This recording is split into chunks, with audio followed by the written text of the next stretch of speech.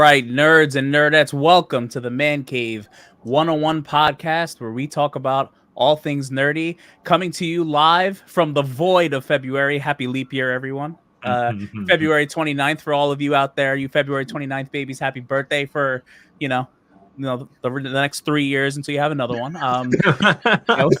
I am your hostess with the mostest, your number one BS guy, Abel, alongside of me tonight, the man in the chair, Aaron. How are you? Welcome to the James Gunn special show. Oh, God. Yeehaw. Alibaba Superman, as Spread Love, the Brooklyn Way Big Chase likes to say, as his mic is muted. The gremlins got him again. Nah, that's all right. Listen, we're going to talk about that cake, bro. the real Kmart up in here, bro. God. Live from the man cave. They call him Kalo K, the Mama Wanna God Leo. What's up, man? What's good, people? It's gonna be a rough one tonight. It's gonna be a rough one. We're gonna have some fun tonight. Hopefully, by rough one, he means when we get to the comic corner and he has to indulge in some beverages. As always, ladies and gentlemen, this is the Mancave101 Podcast, where we talk about all things nerdy. Like I said on the top, some exciting stuff coming for you next week. Next week is actually our 2-year, anniversary special that we're gonna go do. We got some fun stuff planned for you. Yeah, hit me that. I need the Max Ween. So we got some fun stuff planned. We're gonna be live in the man cave next Thursday. It's probably gonna get ignorant and loud and stupid. So we hope you all will join us and have a good time. I think Aaron. Oh, go ahead, Chase. No, I was gonna say next week's comic corner is gonna be all German and Japanese books. So, throw some manga in there. I'm in. Yeah, I heard there's gonna be some exclusives in hieroglyphics and whatnot. It'll be like little birdie fly. Next week is gonna be a hot mess, and I can't wait for you all to join us. I believe next week we have. Are we doing some gaming next week? What are we doing? I mean, we'll see. Everybody seemed to enjoy the Helldiver stream yesterday. I couldn't believe how many people were just chilling in there watching me, go through hell, literally. That was actually 5 hours of fucking gaming, bro. 5 hours of pain and suffering. Yeah, how long did you guys stay on? I got off at 11. Well, Wendell and I stayed on until almost 2. Damn, man. Okay, shoot. Yeah, I gotta put a poll out there or something. I'm trying to figure out my next game. I think I'm gonna do God of War Ragnarok, but I'm not sure yet. We'll see. I like that. Yeah, I kind of want to do it. But all right. So as always, it's Thursday. Happy end of February / leap year / happy birthday February 29th, babies, for the next 3 or 4 years. Cheers. Let's get to the comic corner. Yay! Oh, shit. Okay. Oh, that's gonna wake me up. We're all awake now. I was about to say. Yeah. All right. So, welcome to the comic corner, everybody. So, this is my punishment for the week for all my sins. These are all my sins. These are the comics. These are the comics that we suggest for you guys should pick up. So, these are gonna have first appearances, special edition books, and stuff like that. Also, this is also my drinking game, my punishment. So, if I get a writer's name, artist name, or cover artist names wrong, I have to drink. If you'd like to join along, please have your drinks preset. And the way I'm feeling tonight, it might be a record. Yeah, have him ready. He's gonna get names wrong on purpose. I'm kind of feeling that right now. Love that. Shit. I'm not trying to get that messed up today. All right, so the first book of the chopping block is... All right, so I gotta find it now. I'm all out of order. Great start. Yeah, great start. I told you, I'm all over the place tonight. Invincible Iron Man number 15. This book has three variant covers. This has a first appearance. It's the debut of the Mach 72 Mysterium armor. So you're going to get a first appearance of this armor.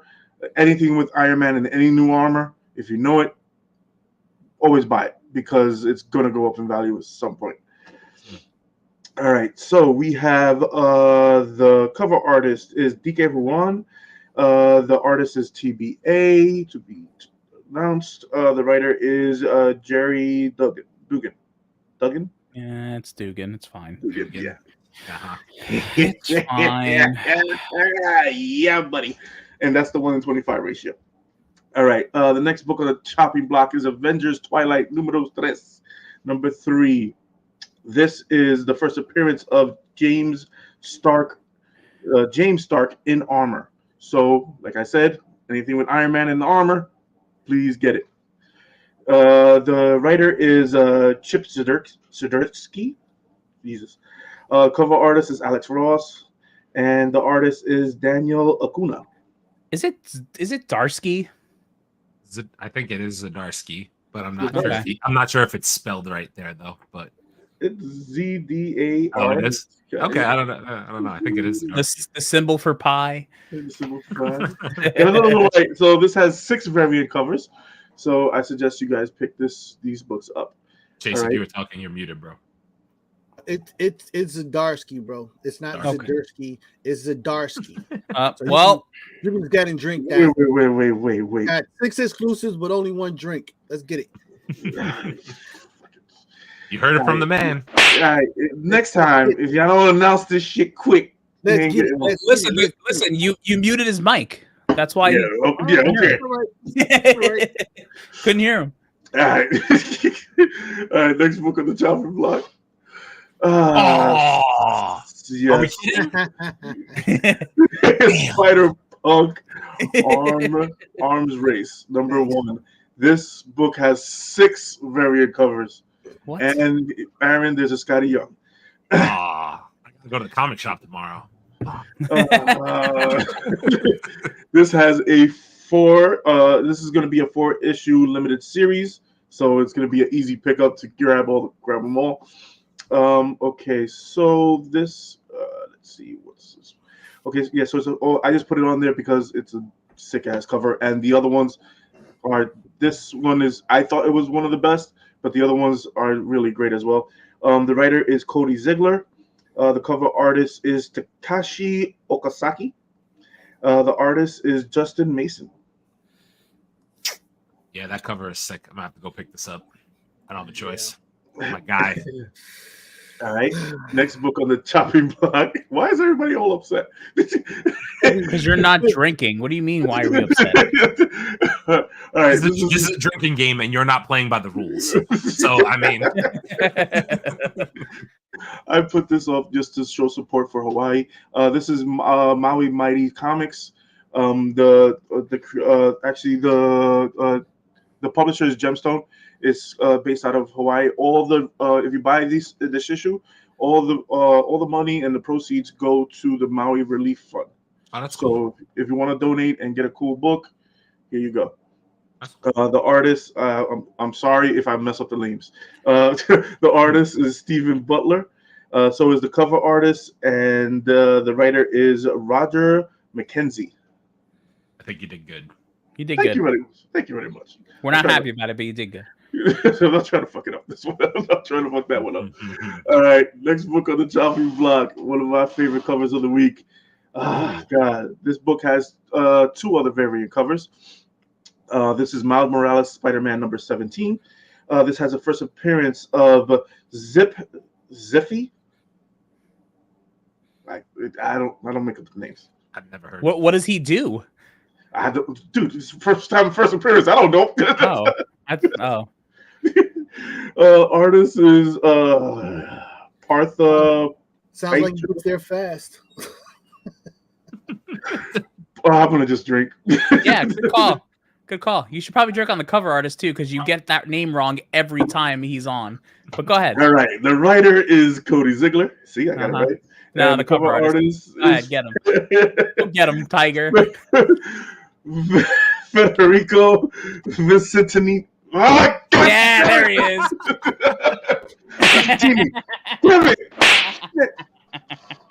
Yes, now we're playing the game. Vicentini. God, shit, I said it right. I'm gonna say Partha Pratum. Pratum. I think Pratum sounds right. I'm gonna say Pratum. Pratum. Okay, there. Somebody said it. Got it right on the cards. All right.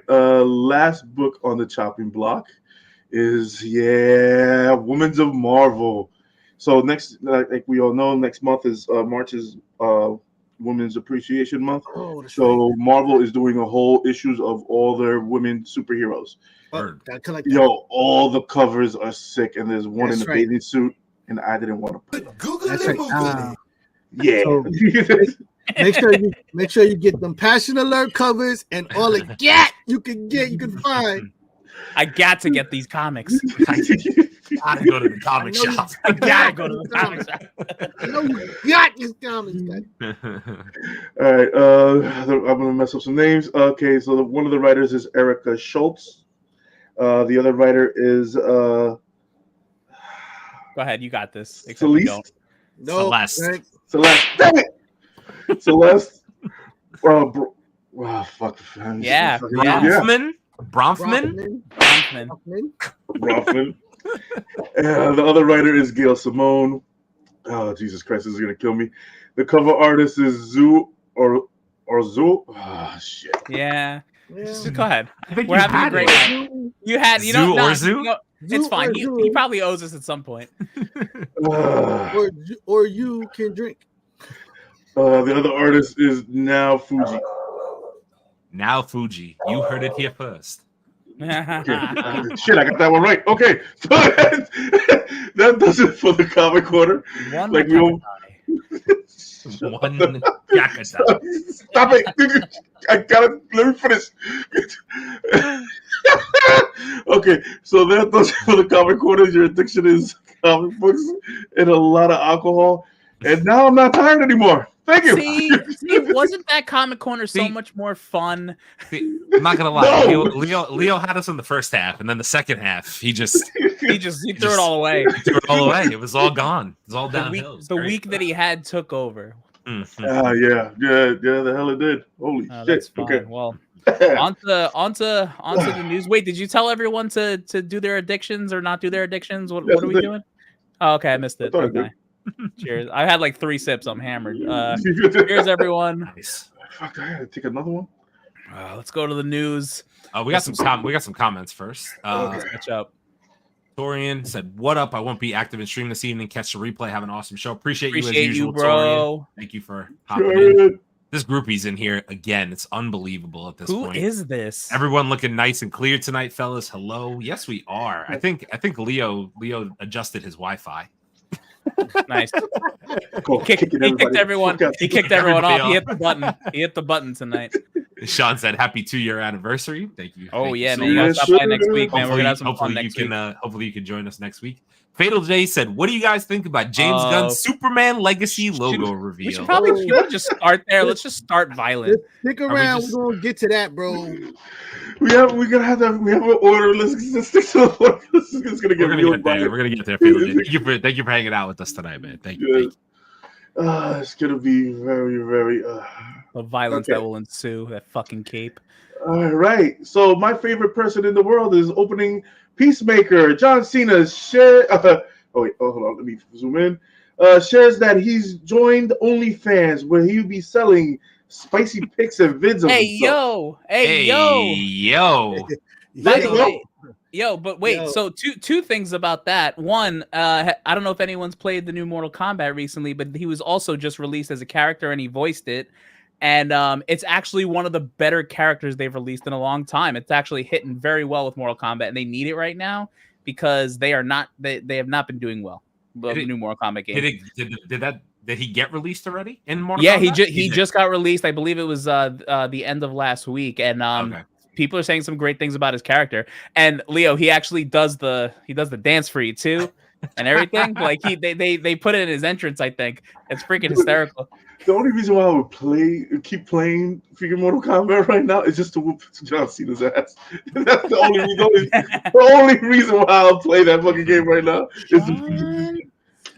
And beat the so I have a question about the OnlyFans. Wasn't the OnlyFans for that Ricky Stenicki film? Like, isn't that what it was for? It wasn't just for John Cena, I don't think. I'm sure it had something behind it. There's no way my man just like came out and made an OnlyFans. I think it was movie promotion because he's doing that Ricky Stenicki movie that we did a trailer on. If you guys get a chance, go back and check that out. And I think his character in there plays like a stripper and throws on all these different outfits or some shit like that.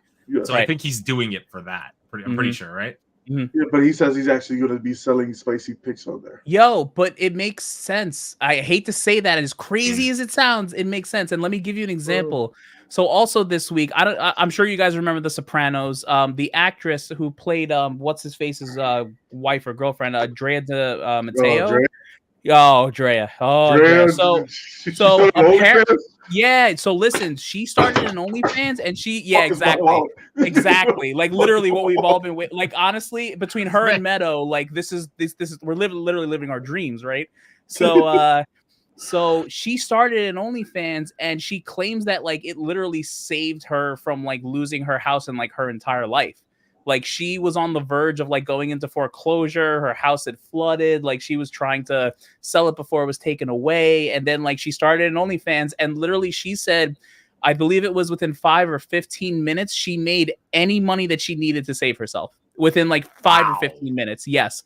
That's how crazy it got. Yo, listen, if you have even a moderate name or enough people have seen you and you start one of these things, there is money to be made. OnlyFans has emptied out Craigslist, bro. It's insane. It's emptied out Craigslist. OnlyFans has become the new place to go. Now, realistically, it's not just that on OnlyFans, but the majority of what's going on over there is just that. And if you are a celebrity, bro, listen, I'm not mad at anybody. But the thing is, OnlyFans is a pimp.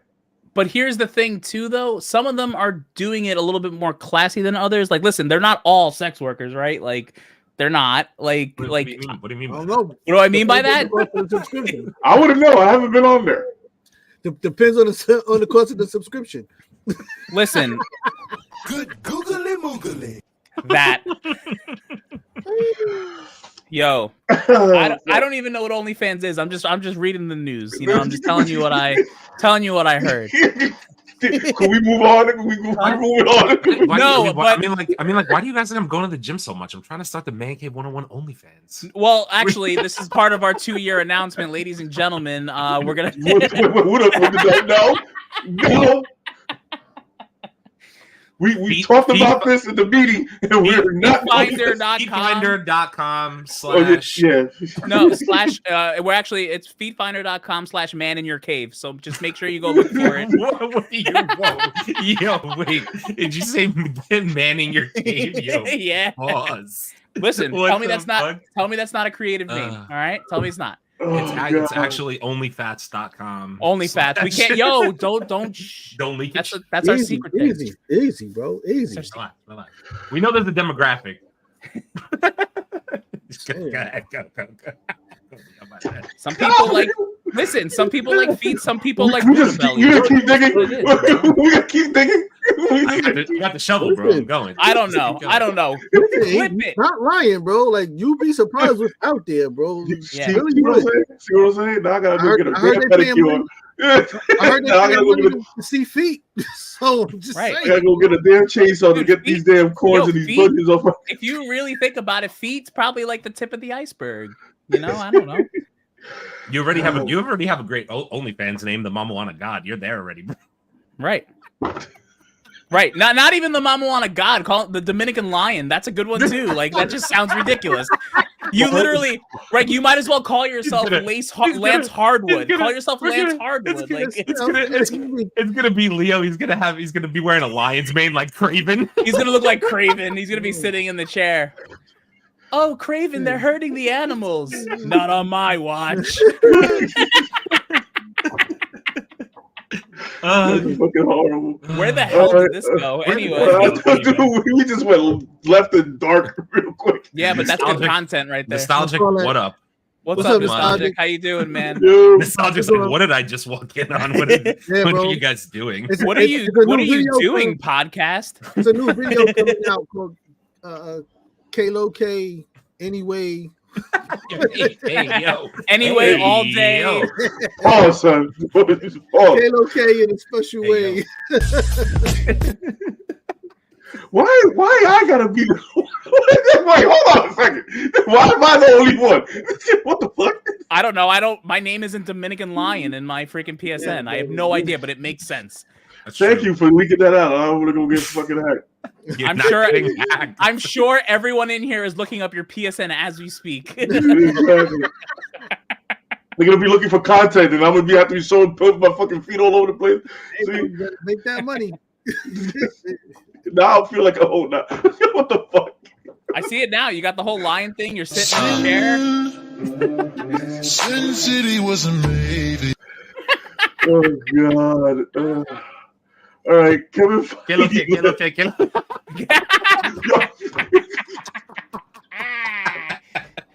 right, anyway, sorry. Let's move on, please. Oh God. It's getting uncomfortable now. Podcasting is fun. Yeah, it is.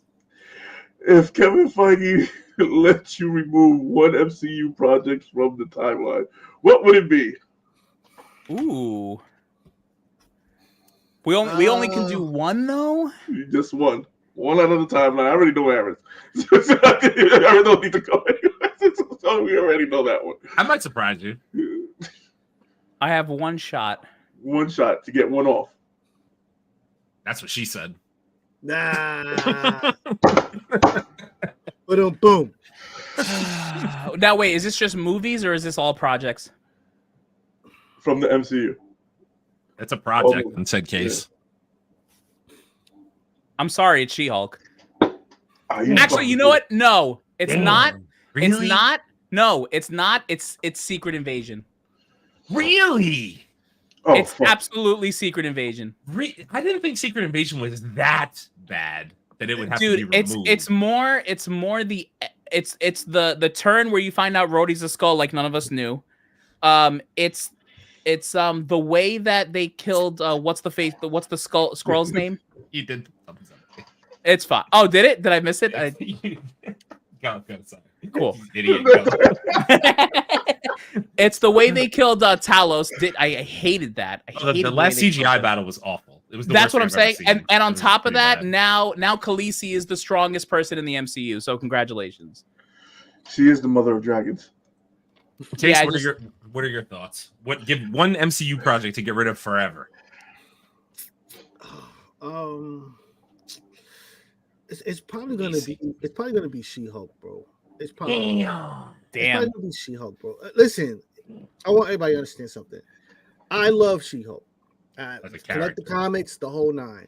She was not done properly. It was a terrible rush job, lackluster, and it just was not up to status for her, bro. They brought Megan the Stallion in. Why didn't they show her and Megan out hanging at the club and give her some shit, bro? I really expected the She-Hulk to be Sex in the City, but with the superhero. That's what I expected to see, because she literally is that. It was none of that. I will say that the Daredevil episode gave that vibe. It's the only reason why. If the Daredevil episode doesn't happen, the show's gone.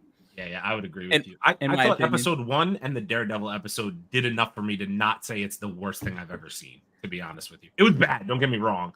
It's really bad. But, I mean, I'll be honest with you. You already know where my answer is going to go, probably. But it really is a coin flip for me, because it's between my favorite character and my least favorite character. Oh. Literally a coin flip between Thor: The Dark World and Captain Marvel. I mean, and it depends on the fucking... Thor: The Dark World is such a bad movie. It's a really fucking bad movie. It is From bad. start to finish, it's bad. It's boring. The only thing that saved it was like the Loki element a little bit. Outside of that, it was just terrible. But you know what though? You kind of needed that for the connection to the Reality Stone. That's literally the only. But outside of that, everything. First of all, Malekith is one of the worst. The worst villain. The worst villains in the MCU of all eternity. He was terrible. It would look like somebody took Santa's elf and made him a tall crackhead, and he didn't know what the fuck he was doing half the movie. It was fucking awful. It was terrible. You had them jumps, bro. Yo, it was fucking bad. But obviously you guys know how I feel about Captain Marvel. I could have just done without that project entirely. I just didn't need it. I didn't want it. How do you have negative ass? Listen, don't talk about Brie Larson like that. You might hear this and clap back at you. Fine, maybe I'll get a following from it. That's all right. I've been trying to get her to say something. Like, comment, and subscribe, all you flat ass likers to the Mancave101 podcast. Oh man, you know what? I will be honest with you. I will say Captain Marvel because I really dislike that movie so much. Everything about it. I hate the villain. I hate the hero. Like I hate the positioning of it. I think the worst thing about that movie is the fact like it was in the middle of Endgame and you had to see this movie. That is the biggest problem. It was like, by the way, you better make this $1 billion movie or else Endgame's not gonna make any fucking sense to you. Okay, cool. I need to go see a piece of trash before I go see Endgame, one of the best movies ever. Cool, great. Thanks, Marvel. Appreciate it. They got our asses. Yeah, of course they did. Of course they did. Marketing geniuses. Let's go see Brie Larson be Captain Marvel. I'm sure it'll be great. Nope. Mine is Iron Man 3. That's a bad movie. Valid. That's a bad movie as well. That's a bad movie. Yo, the Mandarin, the way they fucking did the Mandarin. Completely disrespected the Mandarin, bro. That was my worst fucking. Yo, but I will say this: they gave redemption to Trevor Slattery. I will say that.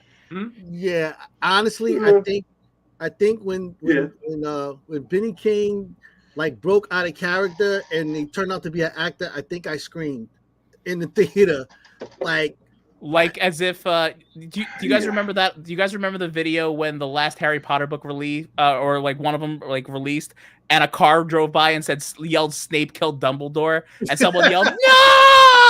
That was Chase in the movie theater. No.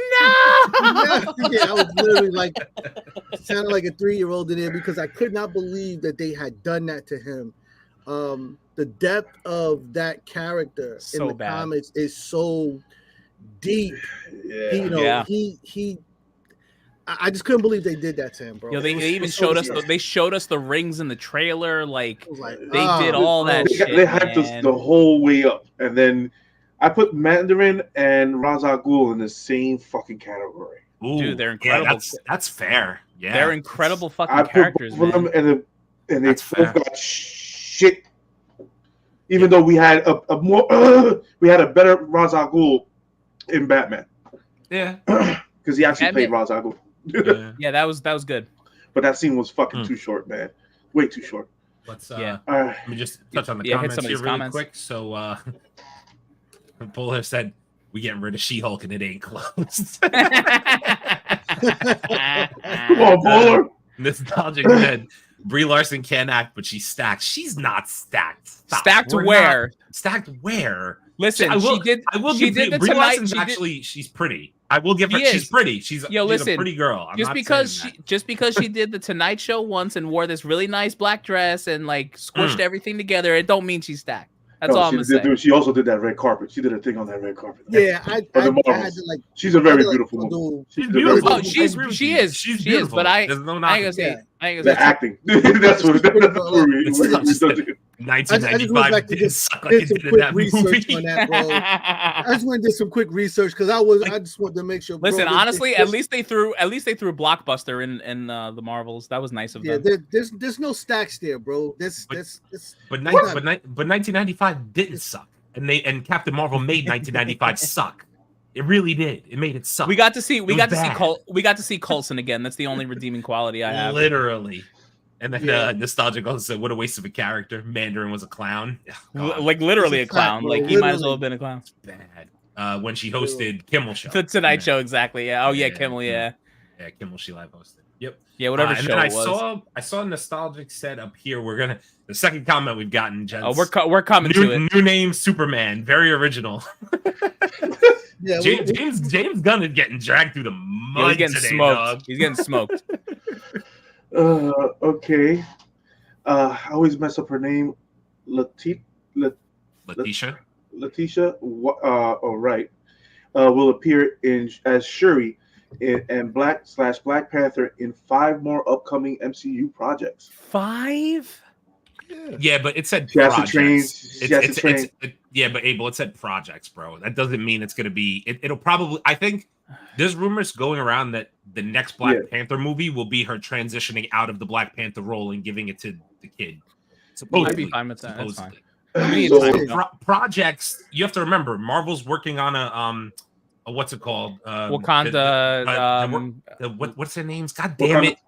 The Warriors. Dora Milaje. They're working on a Dora Milaje project. She'll probably pop up in that. Like she'll probably be in a couple random things, and then she'll, And then there's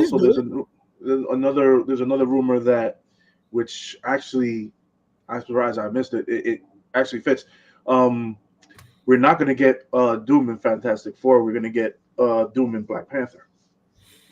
There's a connection there. There's a huge connection there with all the stuff that went on with the resources thing. They're saying that Doom is trying to take the freaking vibranium, which makes a ton of sense. There's a connection there. So here's my question to you guys. Then I guess I'll piggyback off that. Do you guys think by the time Secret Wars rolls around, Shuri should be the Black Panther, or should they transition to the transition? It's not even close. It's going to be T'Challa. It's going to be T'Challa by then. I don't think that there's going to be. I think that it's possible that you might still see her in there, but they also might still show the new Panther by that time. I piggybacking off of that, I even have a crazier question. Like, being that we've had some distance from the whole, obviously Chadwick Boseman passing, do you think they should have waited and recasted? Are you still kind of like whatever about it? They did it the right way. They did the right way. I did it with his son. I teeter both ways, depending on the day, to be honest. I see both sides. I really do. I see both sides. I understand. I understand the people wanted to not lose the Black Panther, and that's why most people were saying recast. They didn't want to lose that character. Of course, he was integral. But I think that people also just kind of didn't understand. We had a personal touch to the Black Panther movie. Wakanda is not a real place, but there was Wakanda parties everywhere. Everybody was doing these parties because it had touched us in a way. Chadwick Boseman had become personal for us, for all audiences that loved those movies. When part 2 came out, the part where they did the funeral service for him to celebrate him, you couldn't hear a pin drop in the fucking place. The entire audience was completely quiet the entire time. It was personal, and they needed to give the audience a chance to kind of say goodbye in our own way and then move forward. And they did it. They did it the right way. I'm still pissed off at Marvel though for that. I'm really pissed off at Marvel for that. You just brought me back into a whole fucking new emotion. Marvel, you pieces of shit. Why wasn't none of you fucking Avengers or no other person in there?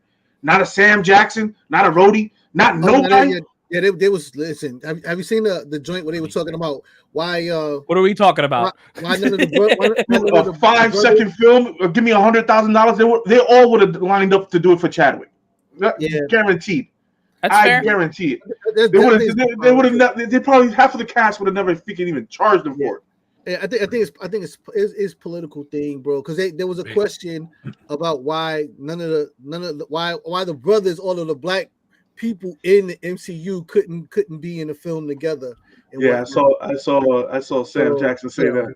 He didn't look happy when he said that too. They were at a round table with a whole different cast together in a film. And it's why didn't they take the opportunity to put Nick Fury and Black Panther, you know what I mean? At least a crossbar, and not just in the fight. That would have been nice. But I got a comment here from Nostalgic. Speaking of Black Panther, I met Chadwick Boseman on the set of 42 in Chattanooga, Tennessee. I love that movie.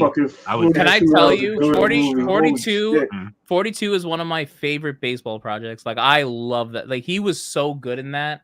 I think we have to pick your brain, bro. Nostalgic's, I was gonna say he's met a lot of people, but on a lot of sets and stuff like that. It seems pretty cool, man.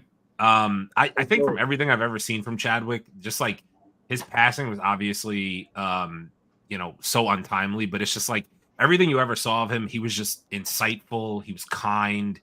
I saw his interactions with fans, he just seemed like a fucking good dude. Good dude, just a good dude.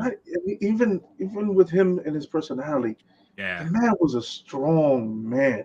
Yo, to hide that, to not like publicly be like, I'm out here battling, but just to like go through that fight in the background and keep that to yourself, and then it just had like.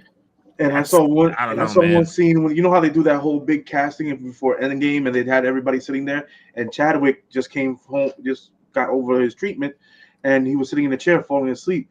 He was like, "Oh, am I gonna see you in the next one?" I guess one of the cast was acting. Am I gonna see you in the next thing? He was like, "I hope so," and he just kept quiet. Dude, I was like, "Fuck, man! You know how strong you have to be to deal with all that shit." Mm-hmm. Yeah, not to deal with it, but to still be doing all of these movies and doing them to the level that you did. Like, you literally have to forget your cares and remember what you're supposed to be doing.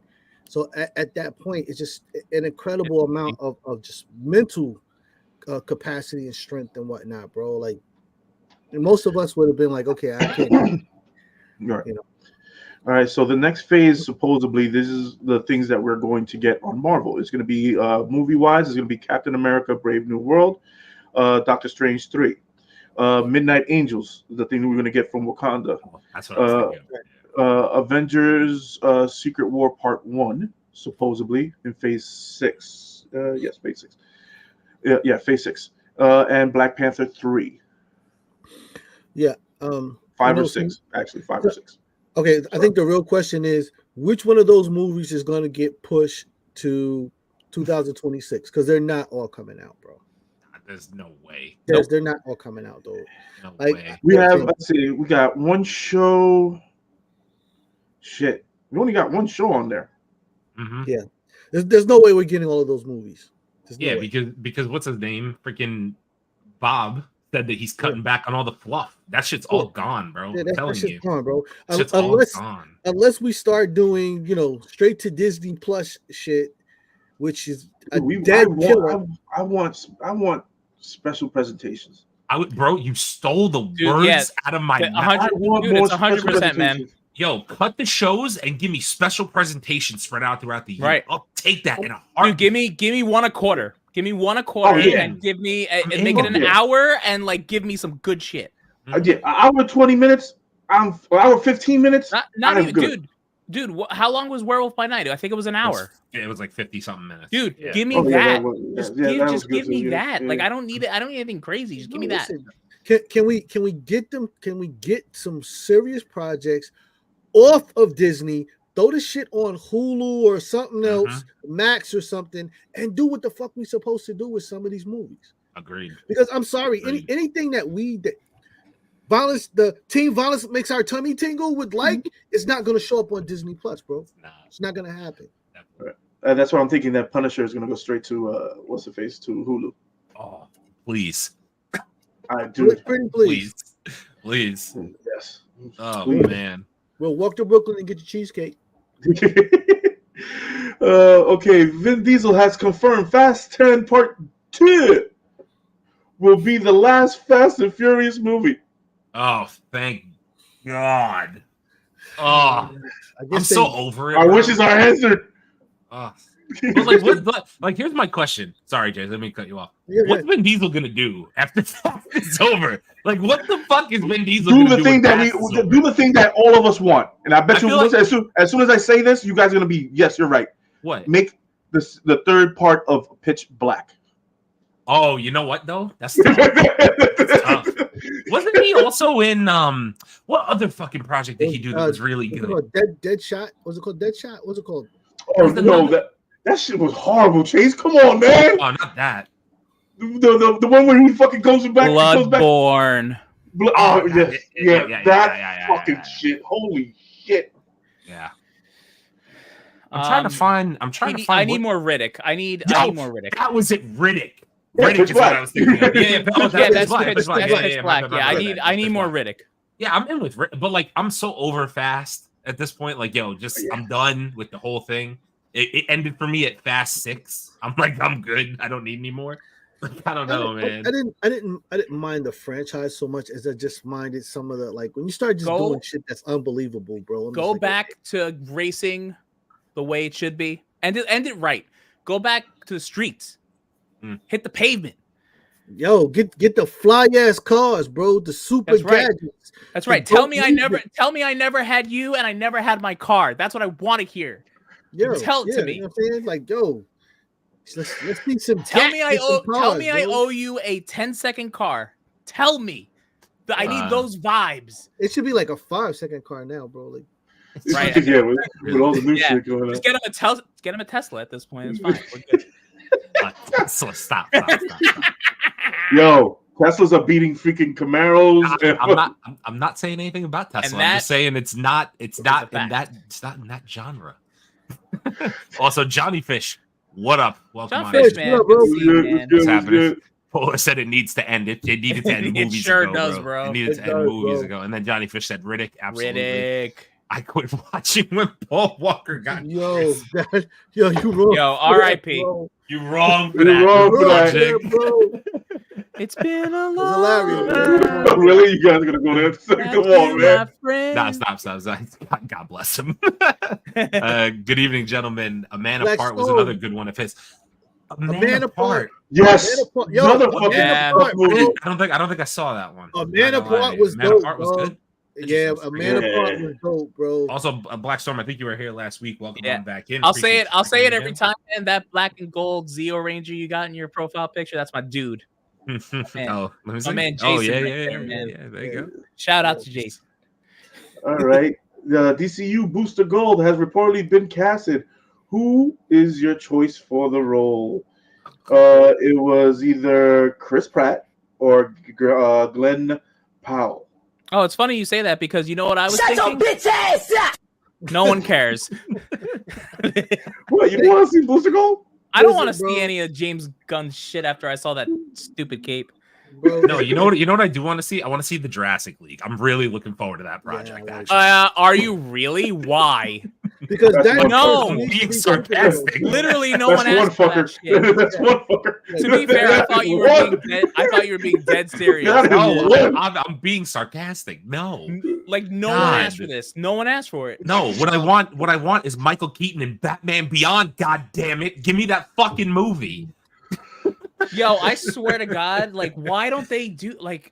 It's so annoying. I'm just gonna say it every week until he does it, bro. Like, you know. All right, Chase, hit us with your the news that you have about James Gunn. Speaking of James Gunn news, so apparently James Gunn has a blacklist of people that he will never work with again. And so look forward to a separate pre-record where we're going to go through a list of the suspects that we think are on this list. Can we do it now? Like we're here. Let's just go through this right now. Who's on the blacklist? Okay, well, there's no list. There's no list. Like people who we think. Who do we think is on the blacklist? On that list? Who do we Henry Cavill. I definitely think he's on that list. Henry definitely on the list. Ezra Miller. Okay, so wait a minute. Not only who's on the list, do you think they're high on the list, in the middle, or at the bottom of the list? Henry Cavill is number one. Wait. Chase, give us a list, and we'll guess the numbers and where they rank at. Okay, so rumored list. The Rock. Let's start there. Oh, The Rock is up there on the list. He's high. Are we doing like a 1? Are we doing a 1 to 10? Is that what we're doing? Well, I mean, you could just say he's at the top. You think he's at like the top 5, or he's definitely top 3. But I think he's more in the middle because he's The Rock, right? Like at the end of the day, the Rock posts something on Instagram and it gets views. It gets like the only reason Black Adam made close to $400 million is because it was The Rock. It's the only reason. Okay. Bro, let me tell and you it was still more of the more profitable DC movies that came out over the last how many years, and it was only because of Dwayne Johnson. The only reason. Here's the thing: you hurt The Rock's ego, you're never getting him back in a DC project. Thank you God. Literally told him you're not playing Black Adam again. That's who he wanted to play. He'll never come back in the fucking DCU. Well, I mean, at this point, it doesn't matter. Never This is James Gunn's blacklist, not Rock's blacklist, so we don't really care what. Agreed. I'm just saying. All right, so. We said Henry Cavill, who we think is at the top of the list, middle. Yeah, oh, he has to be top 3. I think has to be. Gal Gadot. She's at the bottom of the list. Like no, 10. he'll work with her again. I think. Yeah, He'll he'll definitely work. You think so? Again. You think he'd work with her? Yeah, I think he would. I don't know. She's not at fault for that shitty ass fucking script. I give her that. No, she's not. Because she is. Yeah, I don't think she's a goddamn snack too. I don't think she fits in his scheme of things that he's doing. Yeah, he doesn't. It doesn't fit. She doesn't fit there no more. But she wasn't at fault for that last. No, she wasn't at fault. But I think she's on that list of people he wouldn't call back. I've never been wanted to get hit by a shield and a sword so much in my life. Oh, sorry. Are we streaming? Man, bro. What do you mean by that? Jason Momoa. Nah, Jason Momoa. He's coming back. Yeah, he's coming back. He's like way bottom of the list. Yeah, okay. If he's on the list, it's way on the. I don't think he's on. Ezra Miller. He's top 3. Never again. Top 3. That's a top 3 right there. Better be on the list. If you fire Henry Cavill and you bring back Ezra Miller, we got fucking issues. James Gunn, that shit ain't happening. Okay, Ray Fisher, who played Cyborg. No, he's up there. He's up there. Just because of the controversy, he's up there. Wasn't he super vocal about a lot of stuff with DC? Yep. Right? Yeah, he was super vocal about the last director on this. Josh Whedon. Josh Whedon. He did not like him and Josh Whedon were bumping heads. Yeah. They cut. So we saw the difference between the Snyder cut and Josh Whedon's cut, and they cut his ass out of damn near out of that goddamn movie. Right, he was probably butthurt about it, but there was also, I think it was also other things too. But either way, like, when was the last time you saw him in something since then? I thought, I haven't seen him since in a while. That's what I'm saying, man. You can't I don't think it's just a James Gunn blacklist. I think like Hollywood just said, you talk too much. Can I just say, for being like a side-ish character, I really didn't think he was that bad as Cyborg. No, I didn't think he was bad. I didn't hate his character at all. I was more angry at the CGI, what they did with him. Yeah. Agree. Everything else, like I thought he did a decent job. I just didn't like the costume and the CGI on him was terrible. Yeah, the CGI was pretty rough. I agree. Zack Snyder, number 1. Might be. You think he's number 1? I actually think Zack Snyder's probably number 1. Yeah, probably. Okay, bro. There's no way. Like, dude, the whole Snyder like the whole thing. It has to be number 1. He hates that movie is great. That's what it is. Zachary Levi. Oh, freaking Shazam! He's like number 4, number 4 or 5, just because he like shitted on the whole process. Yeah. He became vocal until James Gunn told him, "Nope, you're not gonna come back." Yep. Ben Affleck. Oh, he would love to work with him again. Probably wanted. He wanted him to direct the freaking Batman movie, and Affleck was like, "Peace out." Yeah, he decided to do the ducking commercial first. Can we get that one in there? That's an important one. Amy Adams. Yeah, I mean, no, probably just because like the Lois Lane doesn't make sense anymore. Yeah, she's too old already. Yeah. Okay. I mean, this one's a really good one. I was gonna say we got a couple Amber Turd. Amber Turd. The Turd. She's done. Yeah, only middle of the list. I think she's in the middle. I think she might be done in Hollywood, bro. I don't know. After everything happened. Yeah, she needs to go live somewhere. That's not her. Last but not least on my list, Kalo K's favorite, Shikaka. Oh yeah, that's top.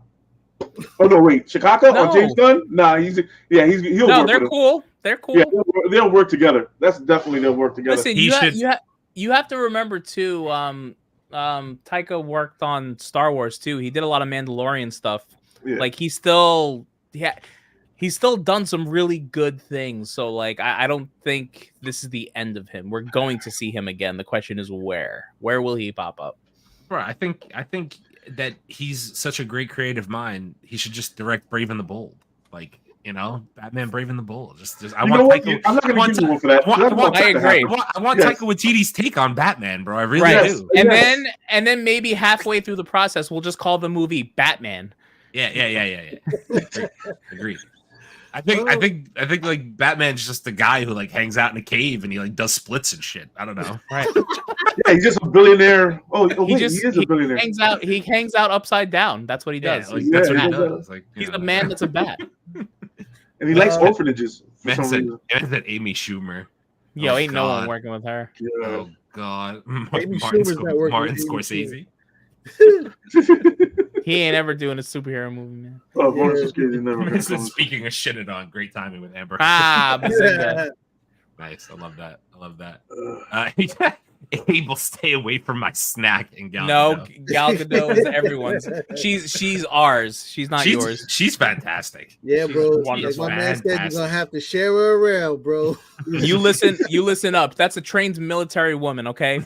She's mine. She's all mine, and y'all can't have her. And she's a tall drink of water, boy. You damn right. I want uppies right now.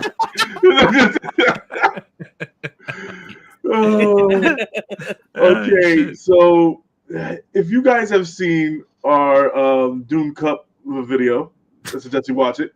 So the director has never seen the cup, and Dennis Villeneuve. Yeah, there's no way you're saying that right. I know I'm not. On the Dune 2 popcorn bucket, he said, "What the fuck?"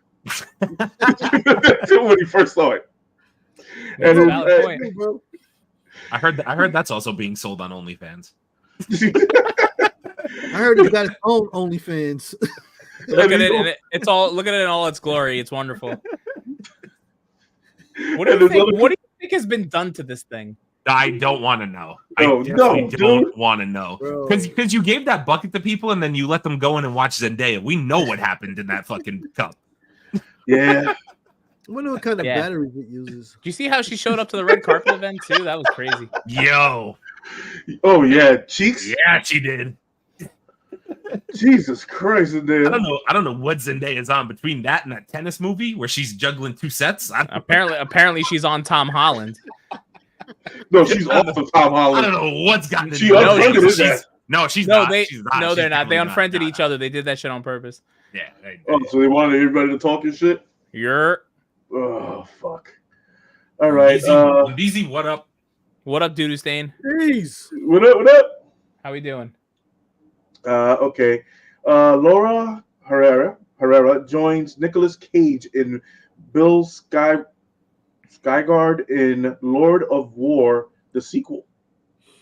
Oh, Bill Skarsgård. Yeah, Bill Skarsgård. So you can drink. As Wendell said, you can go ahead and drink. Damn you, Wendell. We just did a review on Bill Skarsgård the other day. Yeah, we did. We just did a movie trailer reaction. All right. I can't wait till I see Vincentini's name again. I'm super pumped. All right. Wait, what project was that? Lord of War.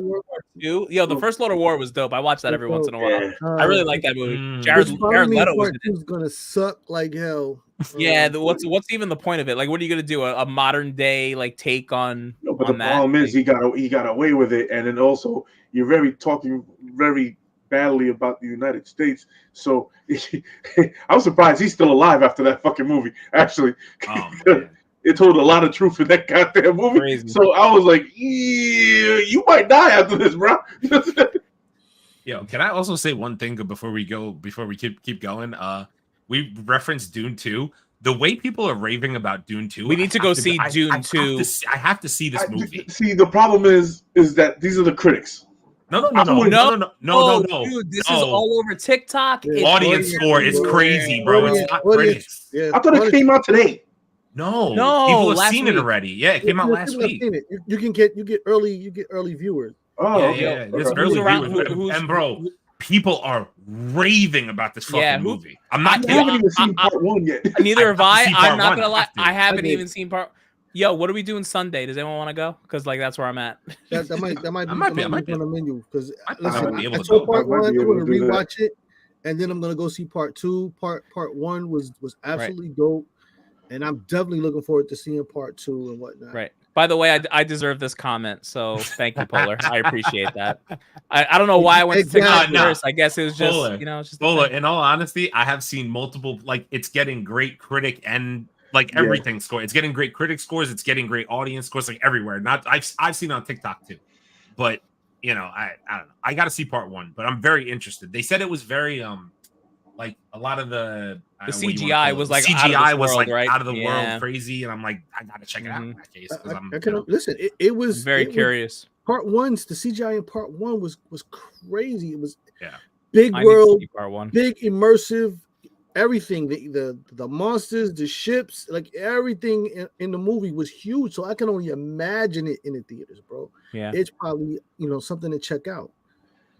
All right. Also, another want to bring it back up again. Shogun also got a great fucking IMDb. I need to start watching that. Shogun has 100% audience and critic score on Rotten Tomato right now. Dude, I saw the first episode. That's crazy. I was like, okay, I have to read a lot. So I was like, yep, I gotta rewatch this thing because, dude, it looks beautiful. First off, hands down, the fucking show is gorgeous. So man, I love feudal Japan, man. I need to go watch it. Yeah. The show is, and we get peaches in it. Hulu, right? Ooh, nice. Peaches? Love some peaches. In the first episode, I'm in. I'm invested. I'm in. Peaches. Yo, listen, honestly, serious peaches. Yo, feudal Japan is like my what is it? The Roman Empire? Like that's that's my Roman Empire. That's your Roman Empire. Okay. Yeah, feudal Japan. Yeah, dude, it's Japanese killer. And the way that they, you'll see, dude. You can get Shogun on Hulu too, right? Yeah. Hulu? Mm-hmm. Oh, son of a bitch! I need to watch it. It's on Hulu and FX. I was like, I know it's somewhere. Yeah, I gotta check it out on Hulu. Yeah, check it out on Hulu because you won't get the peaches on FX. Fantastic. All right, peaches. Spider-Man villains animated film is in the works at Sony. Yeah, see, okay, it's animated though, so like I'm okay. It's cool because you know why? Because they can't make a fucking real villain, so let's make them all animated at this point. So fucking let's recipe repeat. You know what? I'm not gonna hate too much because to be honest with you, there are some really good Spider-Man villains in Sony, but like the recent run, not so much. But you know, I got some more Sony news if you want to know. Are you trying to make me angry? Is that what you're trying to do? Yeah, actually, some Batman Beyond news. Okay, so I'll leave.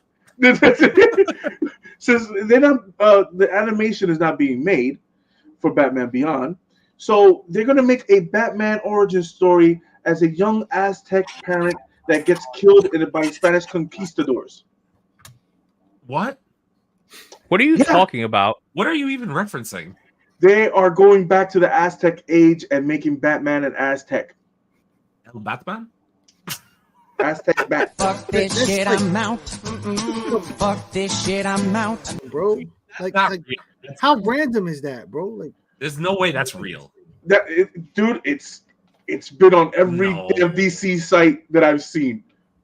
So it could be a rumor, but it's been on every goddamn DC site for all of them to be saying the same thing. And then we also have another rumor that I think this one is probably the realest one out of all of them is Watchmen going to be a rated R animation. I like that. I kind of fucks with that. Okay, I can get with that. I was gonna say I fucks with that a little bit. Yeah, I'm cool with that. However, whatever you just said in regards to Aztec Batman, that can't fucking run. That's not a thing. That can't go. Polar Kaiju, thank you for the super chat, bro. Polar, you're crazy, man. Thank you so much. Thank you for the appreciate you, bro. We appreciate you, man. Oh, and also shit. Since our Batman Beyond video got a couple comments on it, and one person was saying that it was being talked to, bruh. James Gunn said it. It's not coming out. What more do you need? Just replying to your comment. I was just saying, what more do you need than James Gunn saying stop trying? And he said, and in 6 months they came back and they said they love it. Just because this is the way Hollywood goes. They don't want to tell you no, but they don't want to tell you yes either. So they'll tell you, we love the immersion and the animation of it. It looks great. but we can't head in that direction right now. But no, let's make a Batman as an Aztec animation. That's something that's everybody been asking for. Oh no, let's make a fucking what the hell is the other thing they were talking about? Justice League as dinosaurs. Yeah. Let's do that. Listen, because kids love fucking dinosaurs. Have you read the kids fucking love book? doing what? Love dinosaurs. Love dinosaurs. Love dinosaurs. Shut up. What are you doing, T-Rex? my biggest criticism about DC is that they all want to live off of the top tier characters in the company.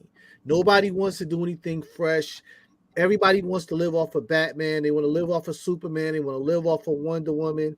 They'll throw in the Flash for good measure. Nobody wants to do anything fresh because everybody assumes that Batman, Superman, and Wonder Woman are money makers. But like anything else, if you use it too much, it does not have the same effect. How many times are we going to see the origin of Batman, the origin of Superman? I just don't even want to see it anymore, bro. I don't. I'm absolutely done with it.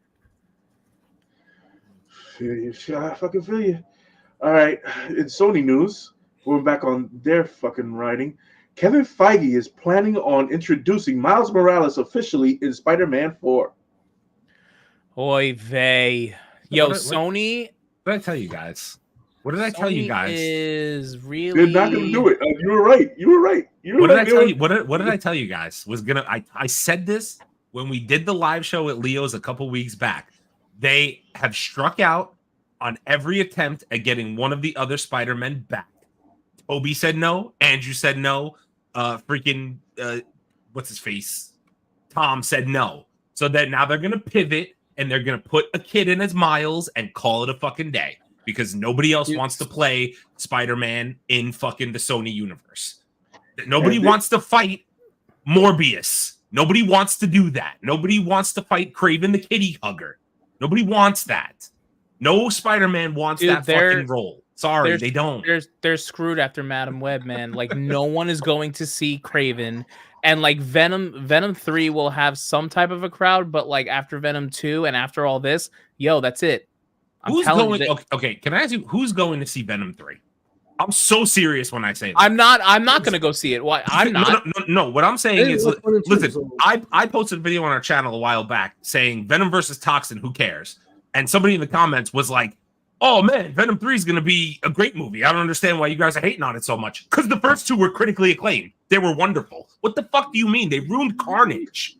They ruined Carnage." Madness. Carnage is arguably the best symbiote of all time. Argue it, Venom, Carnage, whatever.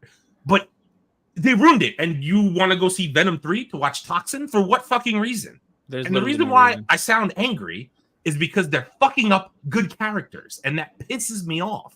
Yeah. Because I want to see good characters done well. But if Sony is doing, if this is true, and they're handing off the reins to Kevin Feige, do you have any faith? Yeah, if the MCU gets it, I have some faith. Right, but like some, because at the end of the day, Sony's gonna make them do X, Y, and Z in order to like. There's gonna be a deal struck, and like Kevin Feige, just to get what he wants, is gonna have to do what they want. But what if MCU takes Venom and takes Miles and takes a Spider-Man, and we get from Marvel, we say, okay, we want a 5-picture deal, and we get Null out of it. But it's a big if. And honestly, I don't even as a big motherfucking bag. I really don't think we're still going back to the major concern that Sony's involved with this thing. And unless they do this deal and let Kevin just run and do whatever Kevin Feige wants to do with it, this shit is a car crash with children in the back, bro. Mm-hmm. I'm just not trying to hear it. There's no faith over there with these guys because they simply will not do what's necessary. Sony Pictures, when it comes to live action, keeps trying to do these middle of the road. Can I say that I think that they made a mistake when they took over Venom to begin with. They thought they were going to take Venom and make him, the cute, cuddly, superhero villain monster that all the kids were going to love. That's not him. That's not him. If you're not going to take a monster character like Venom and Carnage, and this is Godzilla and King Kong in the Spider-Man world, and let them go at each other, and let there be actual carnage, then what the hell are you doing? So I think the problem lies within the contract of the rights to Spider-Man and what they actually have to do. There's a reason they're putting out all these movies one right after the other, because I think if they I got this from I was watching I don't know if you guys know the YouTube channel Screen Rant. He came out he came out with the video recently about like the legal implications of what Sony might be doing to the brand of Marvel and just Spider-Man in general, and how, does Marvel have a case, whatever it is. So like one of the big things that they mentioned is that if they don't make a Spider-Man movie and use these characters within X amount of time, there's a possibility that rights can revert back to Marvel if they don't do certain things. So like we might be getting these like ridiculous and like shitty like off one movies, just because if they don't do it, Sony might lose rights to certain things or characters, whatever it is. So like that's why we might be getting shit. You know what I mean? I was gonna say Wendell posted that too. Sony taking. Okay. I didn't. Yeah. It's just a matter of time before Marvel buys it back. Right. Yeah. Or honestly, like at some point, and I again this Screen Rant video I was watching, like at some point, does Marvel have a case for brand damage? Because like let's even take just the actresses that were involved in Madam Web, right? They thought they were going to be in a Marvel movie. Dakota Johnson thought she was going to be in an MCU movie, and then the first trailer came out and she dropped her representation because it was not an MCU movie, and she probably thought she was going to be in one. And I'm sure all the other like Sony, I feel like, is literally tricking these actors and actresses and saying like you're going to be part of the MCU. But imagine that, like you don't know if it's real, like, right? It's just like speculation. But like at the end of the day, like if I'm Sony, I'd be like, yeah, you're gonna be part of the Marvel Cinematic Universe. Here's what we plan on doing with Kevin Feige and Marvel data, all that BS. But the thing is that Madam Web does play a big key role in Spider-Man's future. Not when the movie's ass, though. I understand that. But in the comic books and the way it should have went, a huge part of that. So that's how you get your multiverse. Of course, dude. It was supposed to be with Madam Web. So Sony was trying to do the multiverse without having the key characters in it. Dude, I didn't even grow up so much on the Spider-Man comics than I did the Spider-Man animated series. That was Fox Saturday morning cartoons, right? The Madam Web part, like when they brought all the Spider-Man, and like that's how I learned about the multiverse, right? That's how you got the fucking name. Of course, I totally get it. But you know what? Like when you don't involve Spider-Man in a Spider-Man ran content situation, like what do you think is going to happen? It's the same thing with Venom. It's going to be the same thing with Craven and Morbius. Like here we are. Like but they're going to try Silk. They're going to try Miles Morales, and like, God damn it, if they mess up Miles Morales, if they give please, Sony. Please, Leo, you can plead with them all you want. It doesn't Miles matter, is going to be dog shit, bro. And I hate to say that because come on, man, nah, man. For fucking culture, no, they're gonna mess it up. Leo, bro, we talking about we're talking about don't care comics. Fuck up is in the formula, bro. No, it's not DC. It's fucking Miles, bro. It's Miles. It's Marvel. It's Marvel. It's not. Well, first of all, let's just be honest. It's not Marvel. It's not Marvel. It's not Marvel. It's not Marvel. It's Marvel related. But this is the problem. If I am a non-regular comic book going person who just like Madam Web came out on February 14th. Oh my God, let me go with my boyfriend because there's whatever. We'll go there and we'll have a great time because it's a Marvel movie and he'll want to go to the movies with me and see it. Bitch, they ain't no Marvel movie. What the fuck are you talking about? Shut the fuck up. Like, man. This is the problem. This is the problem. I have no faith in Sony moving forward with live action. Zero. None. I have no faith. Sony if I hear Sony and you guys know how I feel about Miles Morales. Miles Morales is that fucking dude, man. I love Miles Morales as the guy. But Sony will write him into a fucking horrible corner the way they did Andrew. Terrible. I'm telling you, they will do some stupid shit with him. You know why? Because think about it this way, right? Let's take it from the Miles perspective. If Sony's going to do Miles Morales, you know what I don't need? I don't need another Uncle Aaron Prowler story, because I got that in Into the Spider-Verse, right or wrong. So what are you going to do with Miles Morales? Because Into the Spider-Verse and Across the Spider-Verse, guess what you have? A really well-written Miles Morales who has depth in his story, history with his uncle, ties to Gwen. Like, okay, but What are you going to do live action? Here's a fair question. Here's a fair question. What if they actually bring in Donald Glover as Prowler and do that? Okay, fine. And we get Kingpin. Again, but you're asking Sony to bring Kingpin when Kingpin is in the MCU. It's not happening. And you're going to confuse people, and Marvel's not going to let them do it. I got an idea. Yeah. How about Sony gets the fuck out of their own way and just listen to me. I want X amount of dollars make this movie. I don't want to keep reiterating back, but hear me out. We said this last week, I think. Sony is telling Marvel they don't want them to use Spider-Man for ground level. Because what they did was they saw the multiverse made this thing called fucking money. So they said, 3 Spider-Men can make us a $1.4 billion movie. Let's continue to do that. But guess what we all really want as fans? We have Kingpin in the MCU now. We have street level characters coming back in Daredevil and Punisher. You know what the fuck we want? We want Spider-Man and real action Kingpin fighting on the fucking street while he's running for mayor of New York. Guess what you gave me already? You gave me Doctor Strange in the multiverse. Saw it once. Don't need to see it again. Bring me back to ground level. Classic Spider-Man. Cool. Go with it. I got my one-time multiverse Spider-Man. Sony is instead trying to double dip back in the well and say, we could just drag him to whatever fucking universe we want and it'll make a ton of fucking money. He'll fight Morbius and Vulture and fucking Kraven and everybody will love it. No, they won't. We just want Spider-Man done right. Use him the way he's supposed to be done. Spider-Man comics have been selling since when?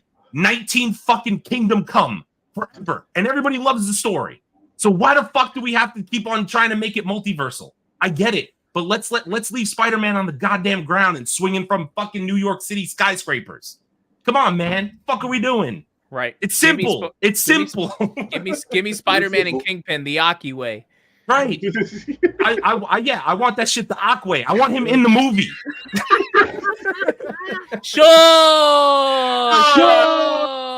Spider-Man, don't forget the Bev. Never, never, never. I'm in. Fuck. Come on, man. Like, am I wrong though? Like, seriously though, am I wrong? Like, wrong. We saw the multiverse. Guess what? Now let's let multiversal characters do multiversal things. You know who I want running the multiverse? Dr. fucking Three-Eyed Strange. Let him worry about that bullshit. That's his job now.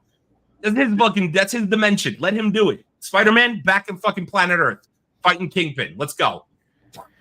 Aaron, we need to let you start drinking on stream again, man. No, nobody. I'm not even drinking. This is just me getting sweaty and drinking water. I know. That's why you need a drink, man. You need to chill Damn it! I like my Marvel, and they're fucking it up, and I'm tired of Sony. You know what I want? I want my Wolverine game, not in 2026. Come on, man. Don't open that back. Make my game and hand off the fucking properties to Marvel, please. I've had enough. Danny DeVito as Wolverine. Venom 3. All 12 people are gonna go see Venom 3. Fucking great. I hope you enjoy that nice payday. I hope no one goes sees Kraven. I hope no one goes sees Venom 3. I hope they're the most I want them to backgirl those two movies, both of them. Those movies are both not making 300. They're not making 300. They're not going to make 300. Madam Web might make 125 million. Might make, and that's worldwide. Yeah, those Sony movies, bro. I'm telling you, Kraven has a shot because it's rated R. It has a shot at getting some people. Right. But Venom 3 is not making $300 million. I'm telling you, that's just not making. Dude, fucking 13. There's no way. You'd be surprised, man. That Venom series has a stupid following. Because it's Venom, bro. It does. Yeah, it does. That's what it is. It's Venom. Why do you think everybody wants to go see Into the Carnage? Just because it's fucking Carnage. Everybody's like, shit, these are the two fucking heavy hitters. Those are the characters, man. Imagine being told you're gonna go see a movie with Tom Hardy and Woody Harrelson as Carnage and Venom, and you thought it would turn out to be a gigantic piece of white dog shit. That's what it was. It was bad. And Woody Harrelson doesn't have a lot of bad. He doesn't have. No, he doesn't. He doesn't have He no really bad doesn't, movies, man. bro. Neither does Tom Hardy. Neither does Tom Hardy. They must have gave him a bag because Jesus Christ. God, man. And you got Scream and fucking Toxin out of it. Cool, great. That's what I wanted. More random symbiotes. Sick. All right, what comments do we have? Because I know we probably have a fucking shit ton in there. Oh God. So I went to Wendell's before. Let's see. Yeah, we're gotta catch up here a little bit. So Amazing Spider-Man number 361, First Carnage. I have the second and third appearance. Random fact. I know Leo probably has the first appearance of Carnage. Hang up there. Yeah, I was gonna say I think it's up there somewhere. Y'all wild. Just have Spider-Man talk on Godzilla, Sony. Take on Godzilla, Sony. Agreed. Well, I mean, Superman can't take on Godzilla apparently, so I don't think Spider-Man. I don't know. Neither here nor there. Let's see here. You guys don't like quirky Venom? No. It's gonna be a no for me, dog. I don't like Ray Venom. I want my Venom. I want my Venom rated R and a little sick and twisted. You know what I mean? Like sick and twisted. Can you just put the logo on his fucking chest? Yeah, that'd be great. Actually. Yeah, that'll be fucking awesome. Fuck, it's fucking embarrassing. Oh God! And they kind of did that with Amazing Spider-Man 2 with the lizard. Kind of did what? Nostalgia. What made it terrible and made it not like the comics? Wasn't the Amazing Spider-Man 2 was terrible, wasn't it? Yeah, that was. The lizard looked good though. The lizard did look good. When they were fighting in the scene, when they were fighting in the library. I hated his face. I hated his face. That was an epic rant. Thank you. Appreciate it. Sure I have a couple of them. It depends. If you get me going on something, I'll start to sweat, which is what I'm doing. How are the Knicks doing? Stop, bro. Stop. No, it was actually a valid question. Aren't they doing okay, actually? Oh, they're actually pretty good this year. There you go. See, that was a nice thing I said. You see, you guys just take it too far. They're losing by 9. Right. I didn't say the Jets quarterback is seeking a trade. Like if I would have said that would have been a whole thing. Okay. Google releases world's first AI-powered text-to-video game generator. Yeah, that's gonna be a thing, huh? I love that. Yo, AI is just not going anywhere, and it's gonna keep getting worse. Listen, man, we're all gonna die. This thing, Ed, listen, this thing is gonna get to the next step. Is you just like tell AI to build you a media company that makes videos and video games, merch, and the whole shit, and you just don't do nothing else. Like just I mean, it sounds great. Can I get paid for that? Oh, and actually, and more news, and we're all gonna die soon. Another robot go ahead and fuck up another Tesla employee. Nice. Yo, bro, I don't know what this thing. Just take me out at this point, man. I'm not. What did I say? As soon as they start giving them hands and feet, something bad is gonna happen, bro. I saw iRobot. I've seen Terminator. Oh wait, and speaking about iRobot, Will Smith is making part 2 with Michael B. Jordan. With Michael B. Jordan. Yeah, he's that desperate, huh? Stop. And also, in more Will Smith news, Will Smith. Why is there more Will Smith news? Because he's getting married in Bad Boys 4. What do you mean? Oh, I saw that. What do you mean he's getting married in Bad Boys 4? I still haven't seen Bad Boys 3. It's about what time. The fuck is wrong with you? I know. I heard it was. Did he slap Jada yet? Stop! Don't get into that. Please don't get into that. I don't want to do that. I mean, you're talking about marriage. He thinks he's married, but he's not. But whatever, it's fine. It's an entanglement, bro. Stop. Warner Brothers confirms that J.K. Rowling's involvement with Harry Potter reboot will be happening in 2026. Wait, Will Smith gonna slap her too? What reboot? Yeah, we got a reboot. Yeah, HBO. Reboot? We got the HBO series. Why is J.K. Rowling getting slapped? Bro, listen, because who wants to go through all of that shit again? Apparently they're gonna make each book a season, if I remember correctly. Is that what it was? Bro, oh, yes. Jesus Christ, bro. Each book is gonna be a fucking season, bro. I will rewatch them, but ain't no way in the world, dude. I can't do it again, bro. Like nobody. I can't do it again. Isn't it weird though that I think Harry Potter makes a better series than movies though? No, I mean, listen. You are right. I think it could. But listen, but to your guys' point, I probably wouldn't rewatch it again. But listen, like Alan Rickman is Snape, man. R.I.P. Like you're not getting that Snape again. You'll never get that Snape again. All right, let's see what else I got on here. Netflix expected to raise its subscription prices again. Well, yeah, they just bought the WWE freaking rights for like $10 billion. So yeah, we're all paying. Who do you think's paying for that? Yep. Yeah. By the way, who's the goth chick? What's her name? Oh God, the mommy Raina? chick. Raina. Yeah, Raina something. Yeah, she's fantastic. So Mommy's always on top. Mommy's always on top. She said that. I'm sorry. She said that Yo, shit. I was bro. Like, I agree with you. I'm not arguing with Mommy you. Mommy is always on top. Let's go. All right. How you guys feel about more surcharges at Wendy's? Are we gonna talk about the Wendy's thing? Let's go. Let's talk about it. Real world news. Wendy's is now. I got it. Surge pricing. So depending on what time of day you go to Wendy's to get your burger, the price will be increased or at normal. Yo, y'all better be surcharging the freaking employees that are working at those times. You giving them more prices? You giving them more money during those times? Hell no. Hell no. You fucking kidding me? So I'm going to Chick-fucking-fil-A, you motherfuckers. So wait. What did they say? What time is surcharge prices?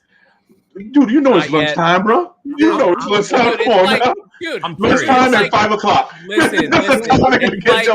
I'm not gonna lie. Back in my drinking days, if I went to Wendy's at 11 o'clock and I was, you could probably get me for a $40 cheeseburger and I wouldn't fucking notice. Bro, just take Uber prices and the times of Uber prices and whatever like the hike is. That's when the Wendy's hike's gonna be. If I'm out in Long Island, order an Uber around midnight. Yo, take me to Wendy's. You take me to Wendy's. You getting those surcharges? You getting them? Sure are. They going up. No, I'm not getting shit because I'll listen. I'm going to Taco Bell. Y'all can suck it. No, dude, they're basing this whole thing. If this goes through with Wendy and they decide to do it and it works, they're gonna do it with everybody else, bro. Of course they are. So now a murder burger at White Castle, a murder burger sack is going to cost you about $800. So, dude, sack of chicken wings, sack of fries all day, man. That was my order. Fuck, dude, a sack of burgers and the punishment in the morning. Man, listen, yo, wait. This is valid. Food tier list when?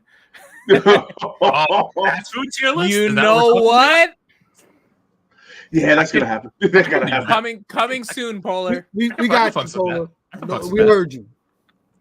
Yeah. That's a good one. Okay, so in more real world news, sixth graders all girls team basketball team in North Kentucky went 7-1 this season while playing all boys league. Why didn't they go undefeated? They banned them because they thought that the girls they actually won the championship and they banned them from going into the playoffs, into the state playoffs because they thought the boys are going to harass them and be very, very mean to them since they've been doing whatever. If you're not first or last, why didn't you go undefeated? It's a valid question. Can't breathe. They beat everybody. Except for one team, and the one team didn't want to play them again. That actually means they didn't beat everybody.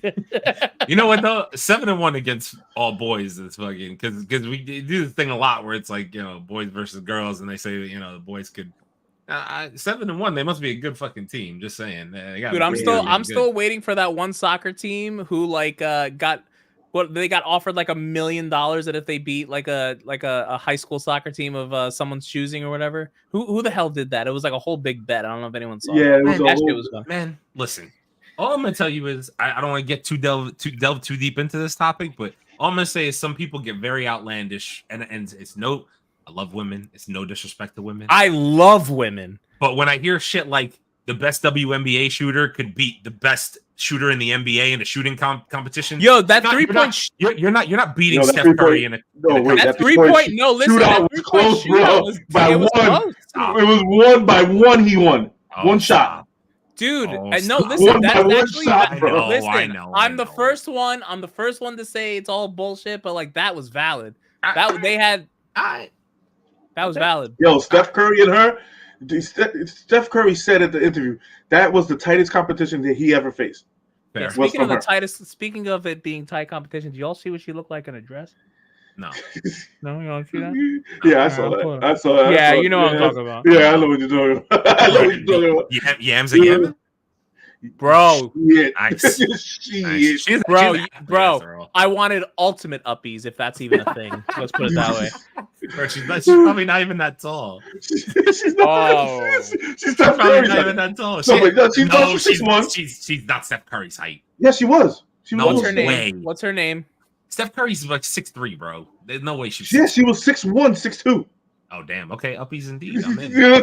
Hold on. Fuck it. I'll get you the exact of what she is because I like her. I forget her name. She is a great shooter. Sabrina Ionsuka. Is that her name? Yeah. Sabrina something. That's right. Yeah. Let's look at some stats on here. Let's get some stats. Oh, she's 5'11". I was gonna say. Put some heels on her. That's fine. Stops. Oh God! All right, Dwayne Johnson wants to find out who screamed at Rebecca Ferguson on set. What? Okay. Oh, that whole story about Yeah, co-star. And he wants to find out who did it.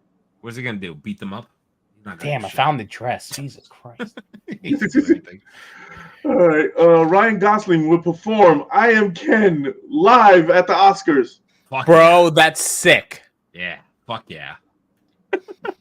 I am Knuff. All right. Teenage Mutant Ninja Turtles Mayhem sequel set to release date of October 9th of 2026. Yo, Nickelodeon is doubling and tripling down on Mutant Mayhem, bro. They're making a video game too. Dude, that movie was fucking good, bro. I still haven't seen it. I need to watch it. I've heard that movie is fucking good. As a Turtles fan, dude, it's fucking. I know. I'm like the Turtles fan too. Like I need to. They had me at your. You know what I mean? Like,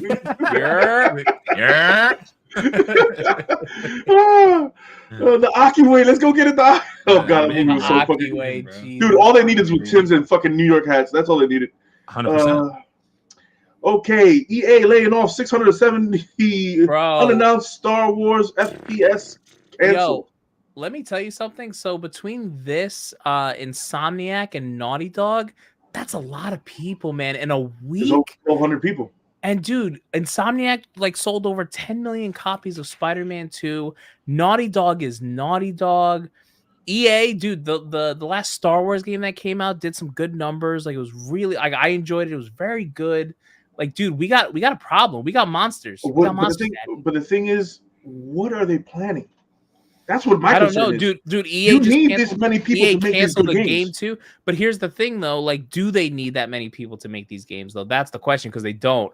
I actually think this is a product of the pandy. That's what I think it is.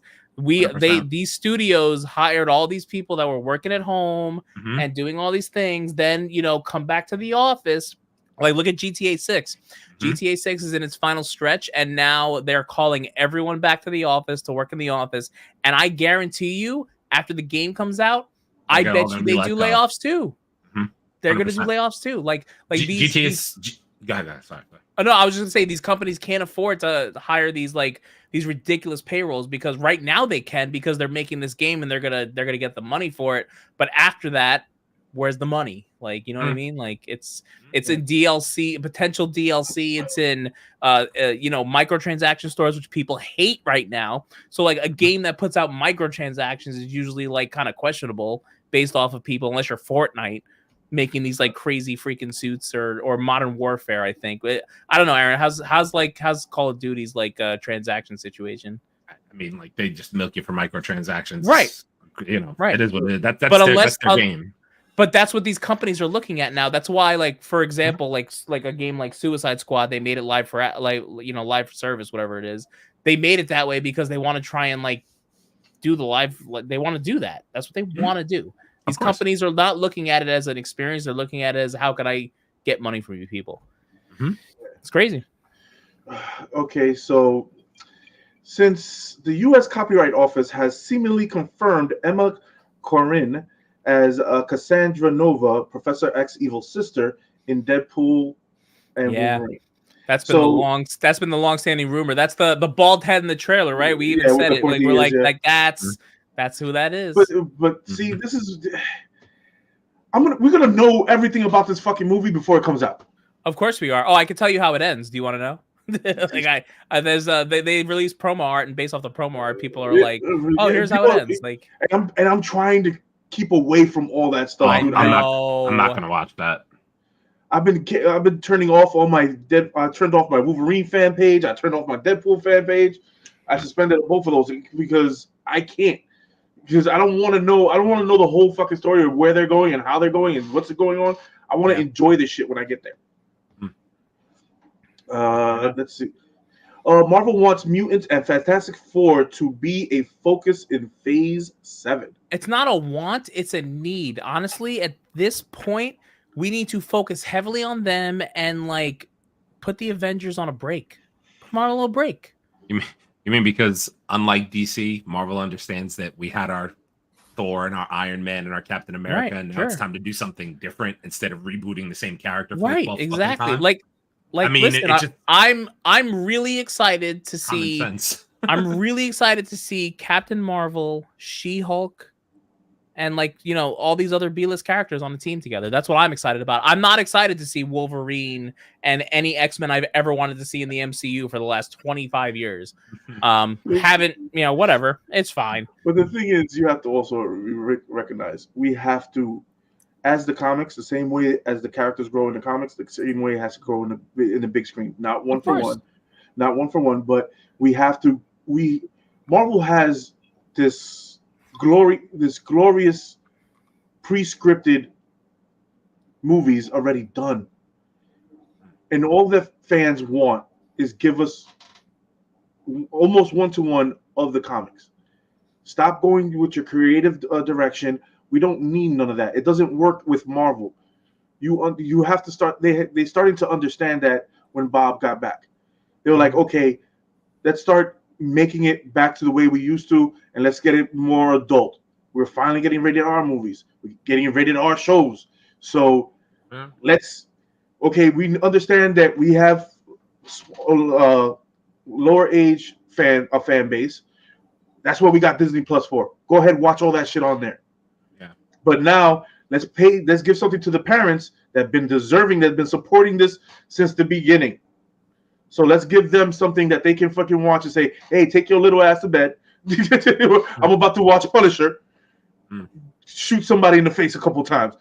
Go to sleep. I'm about to watch She-Hulk bang the next dude. Like that's what we're about to do. Hey yo. Mature audience only. I don't know what to tell you, man. All right, Aaron. We got a first look at Jared Leto. Why? In Tron. I'm here for Tron Ares. I actually hit theaters in 2025.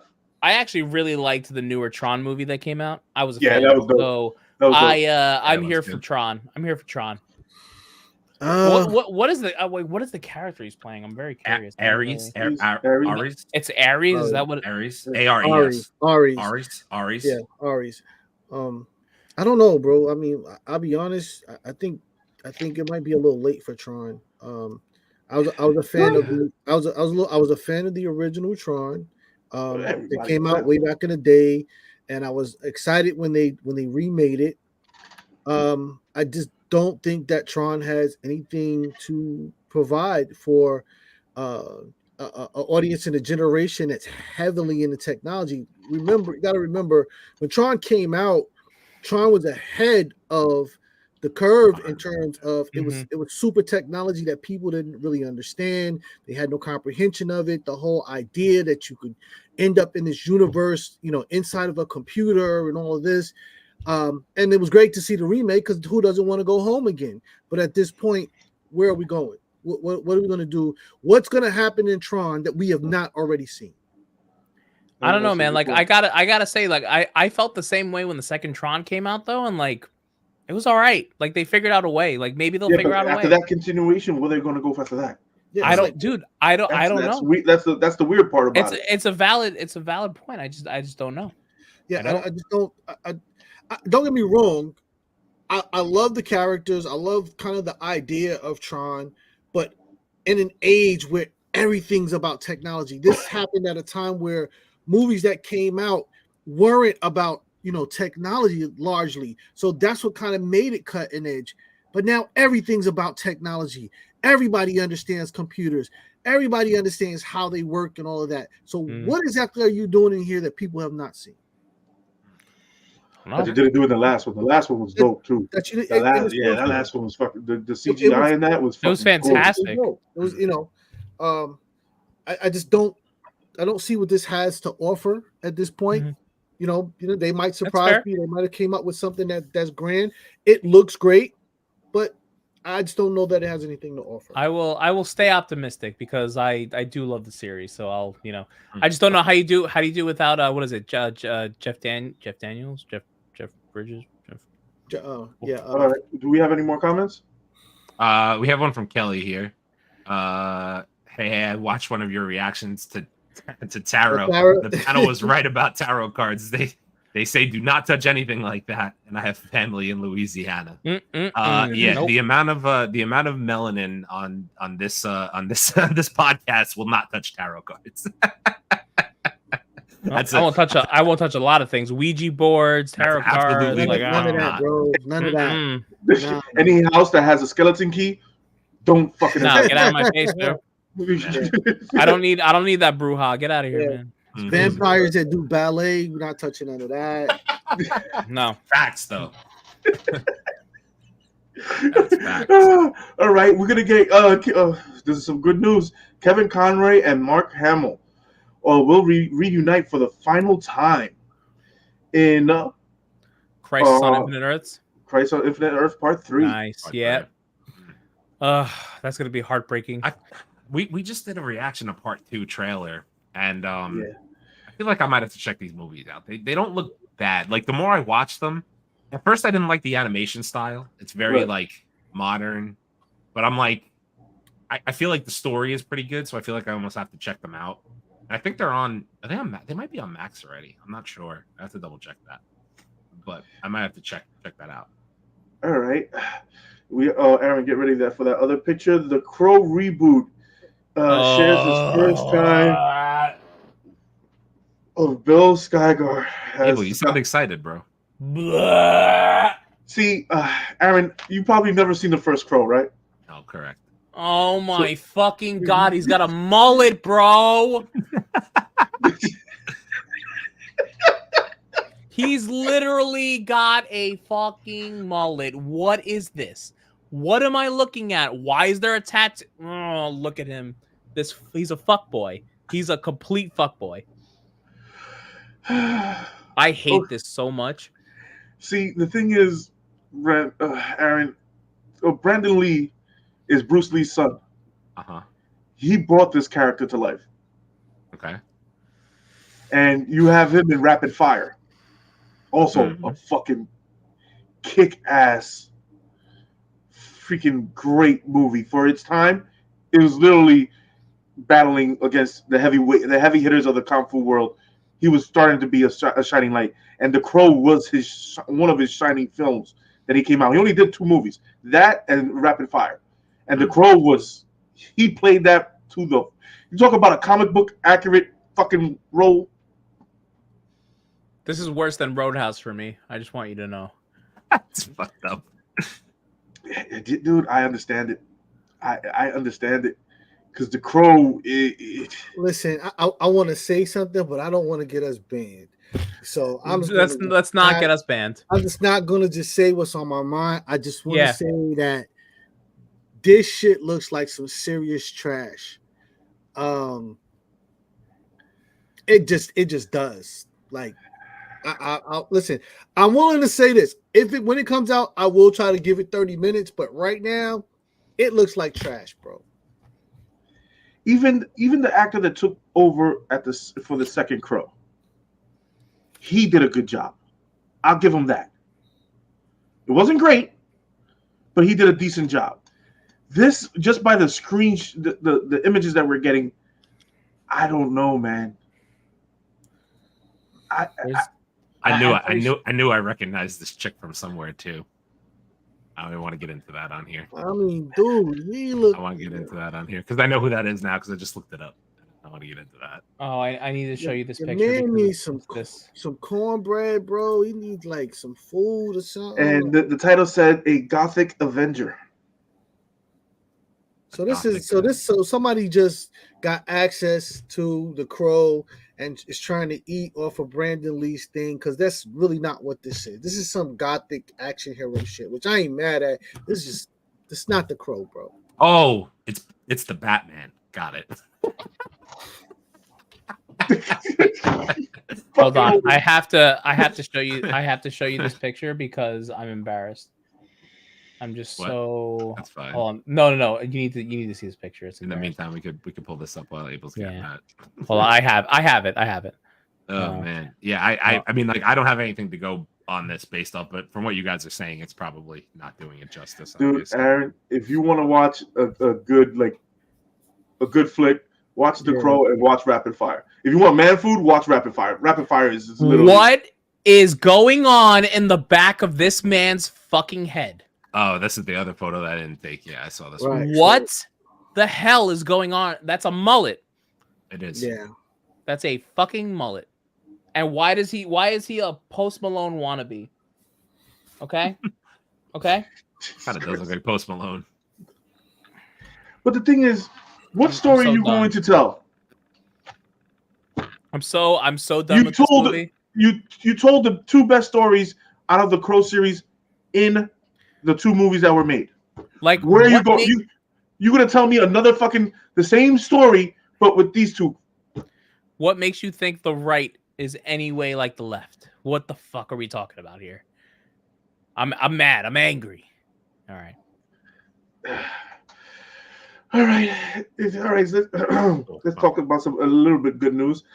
Alan Richardson reveals that he lost out on the role of Thor because he didn't take the audition seriously. He's an idiot.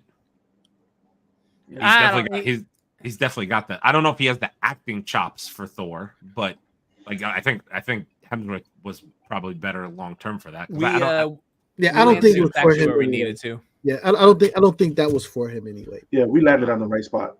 Yeah. He could be a Batman. There you go, James. Gonna take that one, but make sure you send a check this fucking way. He could have played like one of Thor's friends or something, but I couldn't really see him.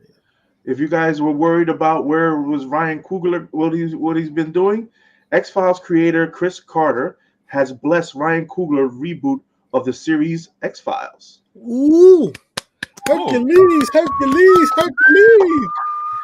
That's interesting. Listen. The X-Files is dope, bro. Like, it's a cult classic, bro. X-Files is cool.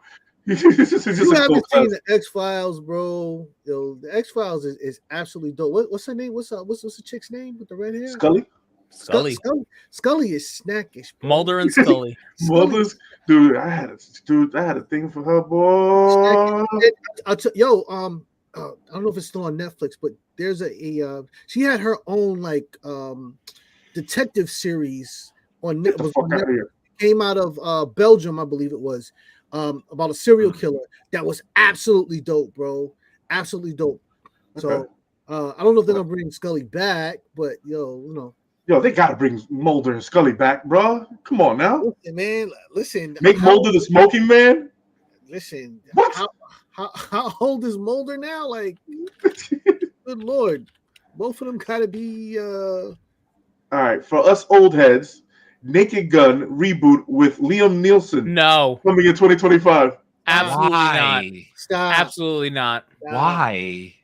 Absolutely. Like, it just. No. Liam Neeson? To be fair, though, Liam Neeson can be very funny. He really can be very funny. Yeah, he can. When? No, dude, no, he can. 100% he can.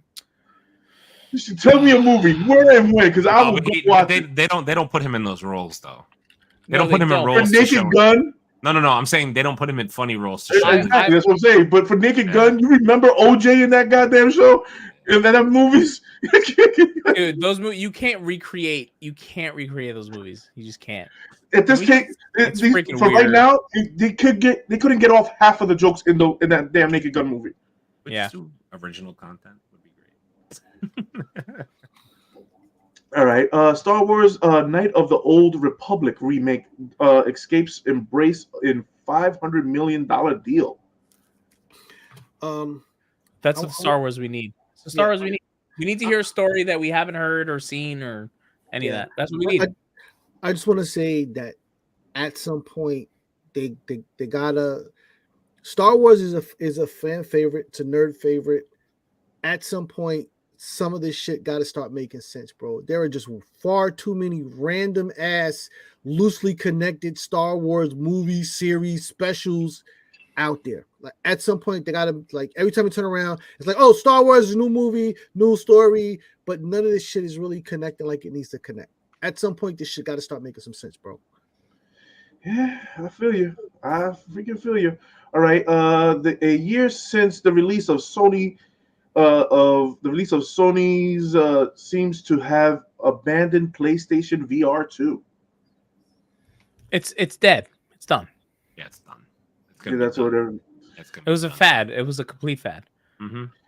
All right, Rob Liefeld launching an Extreme Universe action figures.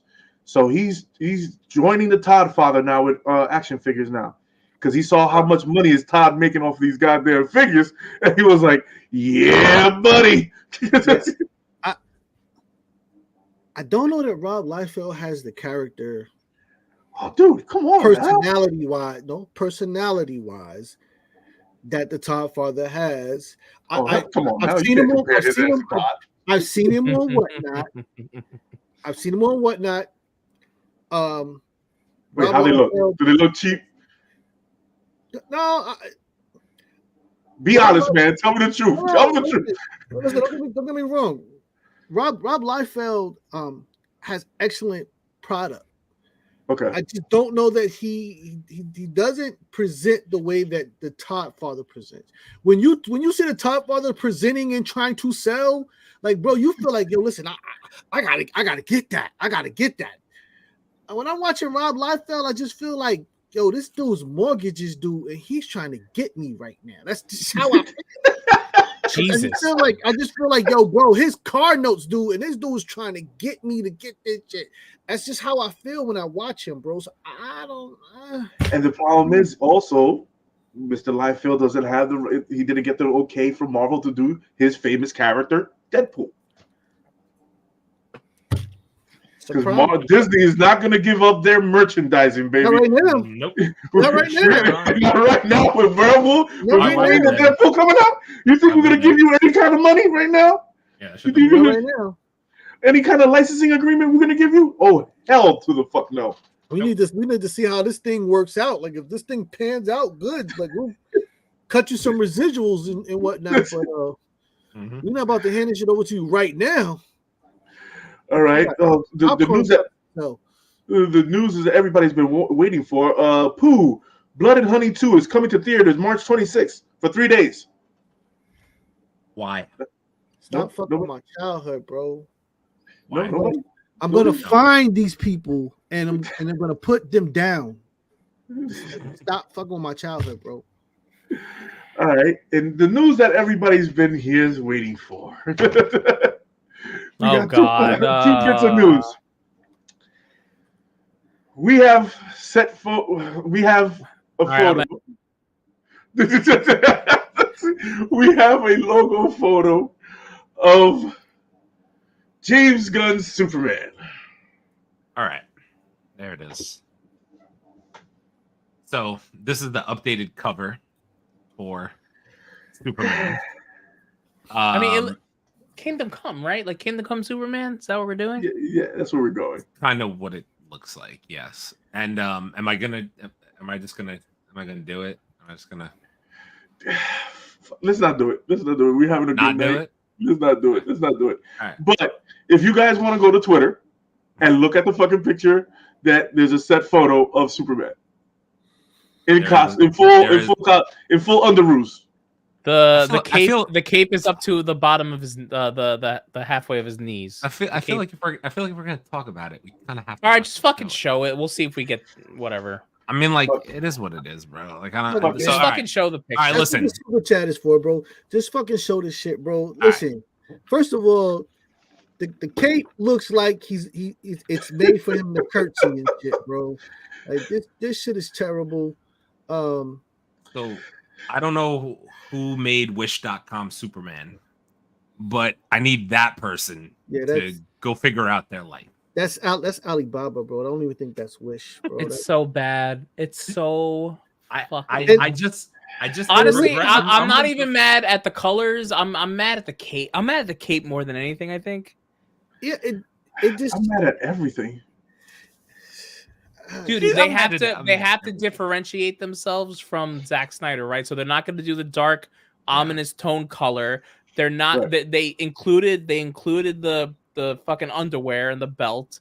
They included the, you know what I mean? They made it bright and vibrant. Like Zach, listen, it is what it is. Zack Snyder, James Gunn went every way he could to differentiate himself from Zack Snyder. It's just too different, bro. It's very obvious. Different. And then very the cape is like cropped on a circular. Like what Superman has? His, first of all, this is Shazam's cape in all red. This is Shazam's cape in all red, bro. It's kind of what it looks like. It's really like I said, I can deal with the suit. It's the cape, man. And I hope in post they freaking CGI the crap out of it and don't make I think they're gonna see the reaction to this and be like, oh, we need to fix the cape. Like I really think they do. I really think they fix the cape. It's part of me is okay. I don't like the way it looks. Let me just start there. I don't want to be overly critical, but part of me is just like, you guys are probably gonna be like, what the fuck? But like, part of me just will always think that Superman is kind of just a corny looking character in general because he's looked the same since the dawn of time. Like he's the first fucking superhero. He's the guy in the first red OP, tights, man. First and OP. And the spandex and the fucking S on the. He's the first guy, right? So he's always gonna look a tinge of corny. So it is what it is. But the guy on the left literally looks like the corniest dude I've ever seen at a costume party in my life. Like it's like I would look at him and be like, okay, like you went a little. But wait, how do you get the logo wrong? Well, that's James Gunn's logo. That's I'm telling you, they're gonna do some weird Kingdom Come situation. They have to be. That is literally look at the S on the one on the right, and look at the S on the one on the left. I know. It doesn't. It looks like a swoosh. It looks like a red line going. Okay, no Superman, no.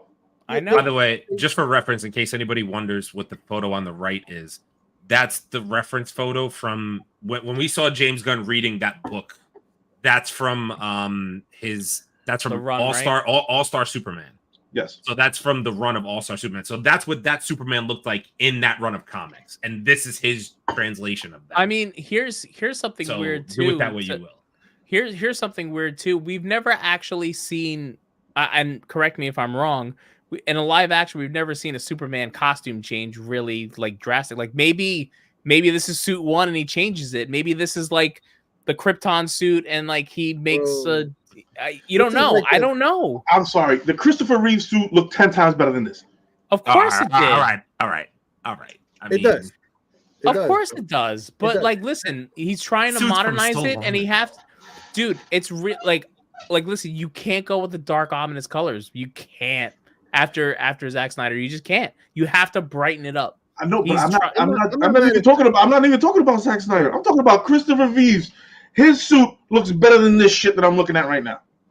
Yeah, I mean, I'm not mad at the back in the 80s. Listen, I think his logo looks good, but if you go suit to suit, aside from the cape is ass. We could all agree the cape is ass. But like the colors of the suit, like those are the colors of the suit, man. I'm not mad. No, I think the logo is trash. That's what I think is trash. Yeah, the logo and the cape is killing me. I'm not mad. I'm not mad at the colors. I'm mad at the overall style because what they tried to do was merge some of the old stuff and then modernize some of the new stuff, and it doesn't go. Yo, the little underoos he got on the Aquaman underwear shit, bro. Like that's knew they were gonna do it. You knew they were gonna do it with the little decoder belt buckle. What the fuck is that? You bro? knew they were gonna do it. You knew That you had shit to have was known they were gonna terrible, do it, bro. I got underwear with a belt loops in it. Yeah, bro, that shit looks like the fucking Wonder Twin. Fucking like he brought the shit. I honestly, I hope this picture is fake. Like I hope someone put this on the internet and like let me get I hope this is some AI shit, bro. Seriously, because this shit is terrible. I hope they're messing with us. I hope someone got us tonight. I hope they did. And the S on his chest looks like it's off center. Just saying. It's not even an S. It's literally just like a line. It literally is. It's literally like a line going from left to the right. That's why I'm really wondering: is this even fucking real? Well, it looks more like a Mortal Kombat logo.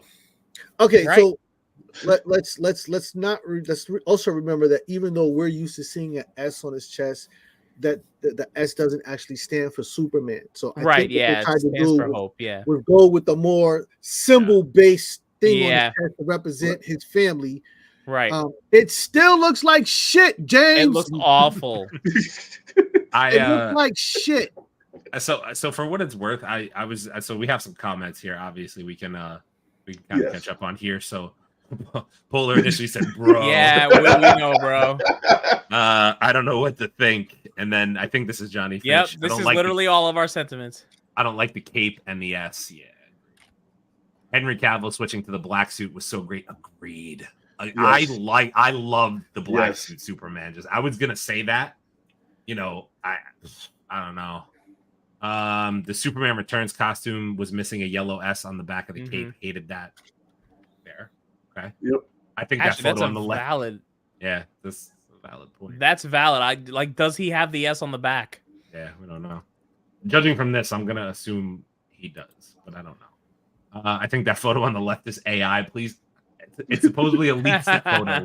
We don't know. Yeah, alleged. It's all alleged. At least they got the spit curl right. Wait, did they? I mean, it's a spit curl. It looks accurate. It's not down the middle, bro. It's not down the middle. Yeah, listen, it's accurate. It looks like he works at a gas station out in Kansas, but I guess that's. My man looks like Paco. Yo, I hope it's fake. In Gunn, I trust. This is a fake pic. I sure hope so, man. I don't know. I hope so. Nostalgic, you trust in James? Oh Lord. Yeah, speaking of which, do you want to just jump right to the next thing? Yeah, let's bring the beef. Okay, all right. Let's kill it right now. So we're gonna end the podcast talking about July 2025. So I mean, I guess I'll just since I introed it, I guess I'll just Superman Legacy and the Fantastic Four both come out in the same month in 2025, which I kind of think is Marvel sticking it to James Gunn a little bit by putting it out in the same exact month, if that's the case. So I guess let's lead with the question. What do we think will be the better project and what will make more money in the box office in July of 2025? Fantastic Four, and it's not even close. Really? Yeah. You really? The man changed the name of the movie to Superman. What happened to the legacy part? Yeah, bro, but it's Superman. You know what I'm saying? Like I think, and that's the Fantastic Four, bro. Wait. Before you continue, Abel, I'm sorry, I didn't mean to cut you off. But keep in mind, we've had really shitty Fantastic Four movies. Just saying, I don't know how many people are hyped to go to the theater and go see Fantastic Four again.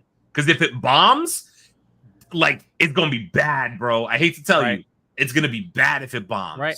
Let me give it to you. Let me give it to you the other way. For the last how many years I've seen a halfway decent Superman. You know what I haven't seen halfway decent? I haven't seen a halfway decent Fantastic Four. That's all I'm saying. And listen, I think the first 2 weeks. The first 2 weeks will be a very telling thing for these two movies. If I get an incredible Fantastic Four, I will go see that movie 2 or 3 times in the theaters, and I might see Superman, maybe. But at the end of the day, I've had a decent Superman. I have not had a good Fantastic Four. That's my point. Okay, that's my point. I don't know. This is my point. Fantastic Four Marvel's first family, never done in the MCU. So take all the bullshit besides Silver Surfer, take all the bullshit out of Fantastic Four from there. So this is MCU. This is literally James Gunn versus Kevin Feige. And I think that Kevin Feige is going to put his motherfucking foot in this goddamn movie. Because this is what his next 10 years. You want to be the Marvel director for Disney? Show me what you got in this movie.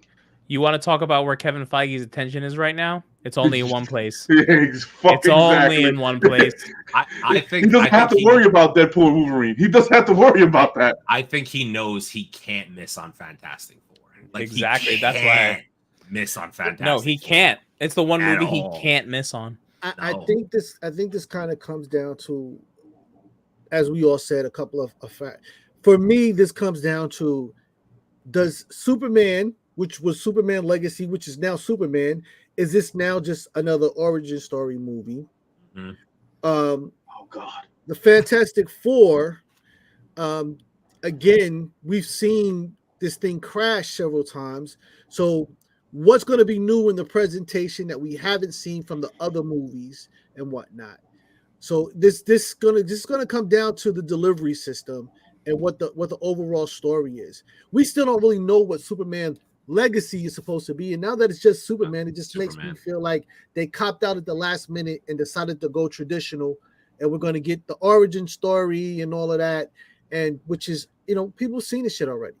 Superman, unfortunately, is just one of those favorites that our audience have always loved. People will go see it time and time again, but they didn't have other options at the same time. They didn't have other options at the same time.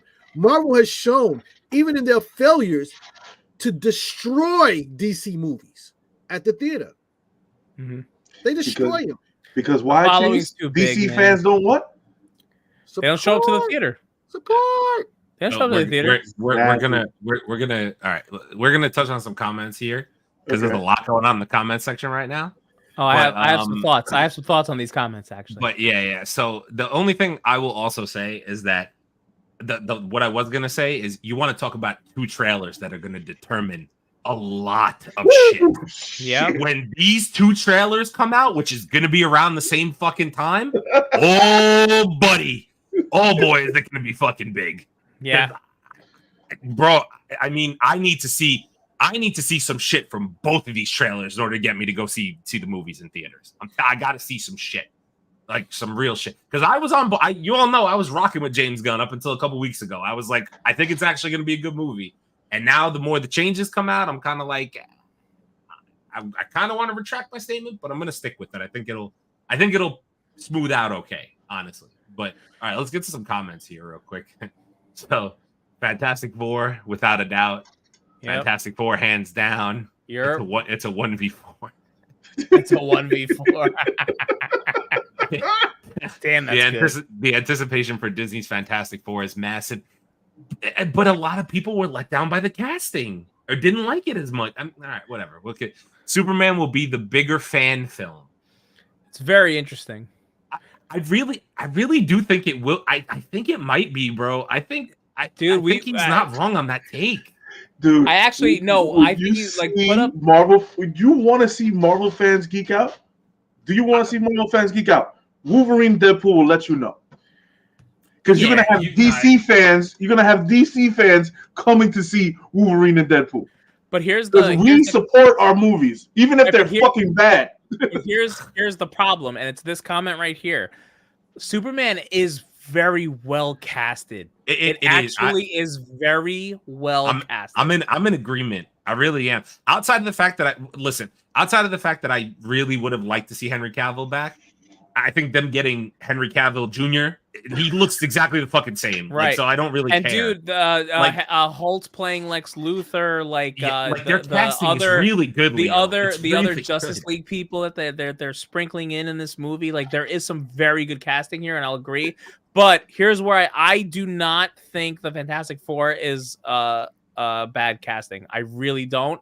Marvel hasn't like you could say what you want about like their writing and all that stuff. Their casting is mint. Like it is. Their casting is mint, and you can say whatever you want about Pedro Pascal being a Hispanic Reed Richard. I don't care. I don't want to hear it. Like, look at Joel and look at The Last of Us. That's all I have to even say at this point. Yeah. That's it. He is an actor who has incredible acting chops, and he will hopefully take this role and fucking kill it. That's it. I like Pedro Pascal as a. I don't agree with the Pedro Pascal hate. I really don't. No, I don't hate him. No. It's it's out there though. It's very out there. Yeah, it is. A lot of people are hating that. Dude, listen. I like Quinn as Human Torch. I like Sue Reed, and I like the guy they picked as his thing. The guy from the Bear. Like, are you kidding me? Like, yo, dude, listen, I'm gonna hold you. Like, at this point, the me liking this movie is critical of their presentation of the Thing, because he is one of my 100%. Characters. I will. If they fuck up the Thing, I'm definitely gonna be pissed on this movie. He's Chase. When I tell you, Eben Moss Baccarat, he's gonna be good in that role. He's gonna be incredible. Swear to you. He's a solid. You're gonna get the Brooklyn out of that. Yeah, you are. You're gonna get. He's gonna be able to. He's gonna be able to. Not so much actor, but because at this point, how he looks. Are we suiting him up?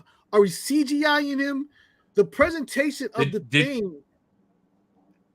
Did you see? Did you see when the actor went on? He was on a night show recently. Did you see what he said at all? No. Eben. He said that Marvel already told him that it's not good. It's gonna be CGI. There's no suit. It's gonna be like a Hulk situation. It's gonna be like a Hulk situation. Yeah. Okay. So that's just where things are now, because people said that suit back in the day when they did the Fantastic Four. Whoever was the actor in that suit hated it, like absolutely hated it. So I mean, my thing is though that like when you guys don't understand, like I need to see a Fantastic Four trailer, and I need to see if Pedro Pascal can convince me he's Reed Richards. I'm fucking invested, right? But I need to see it. The same way I saw him convince me he's Joel, he needs to convince me he's fucking. I mean, Reed dude, Richards. it really like even just looking at the comments, dude. It comes down to Reed. Like, it really does. Right, let's get to the comments. Let's get some more comments. All right. Let's just throw it in there. It's whatever. Legacy is not at Origins. Gunn said he's already Superman for 3 years. Okay. Right. What was the last time I saw Batman on year 2? How'd that work out? Okay. No, but I think James Gunn did already kind of say he wasn't going to be a new suit, like a new Superman, that's fine. Listen, just give it to me. They will make it about race and divide people with 1960s Hispanic guy dating a white woman. I don't think they will. No. Pedro Pascal passes for white. Pedro Pascal kind of does best for white. Dude, Last of Us Joel, man. That's all I have to say. It's it. Who is Pedro Pascal cast? And do you see that image? Not saying he's a bad actor. Okay. No, it's just fine. Saying he's I would agree. It's not right for Reed. I get that part of it, but like I would have not. I trust Marvel, and I trust Pedro Pascal's acting to kill it. Okay, so if he's not if you don't trust him as Reed, who would you put in there?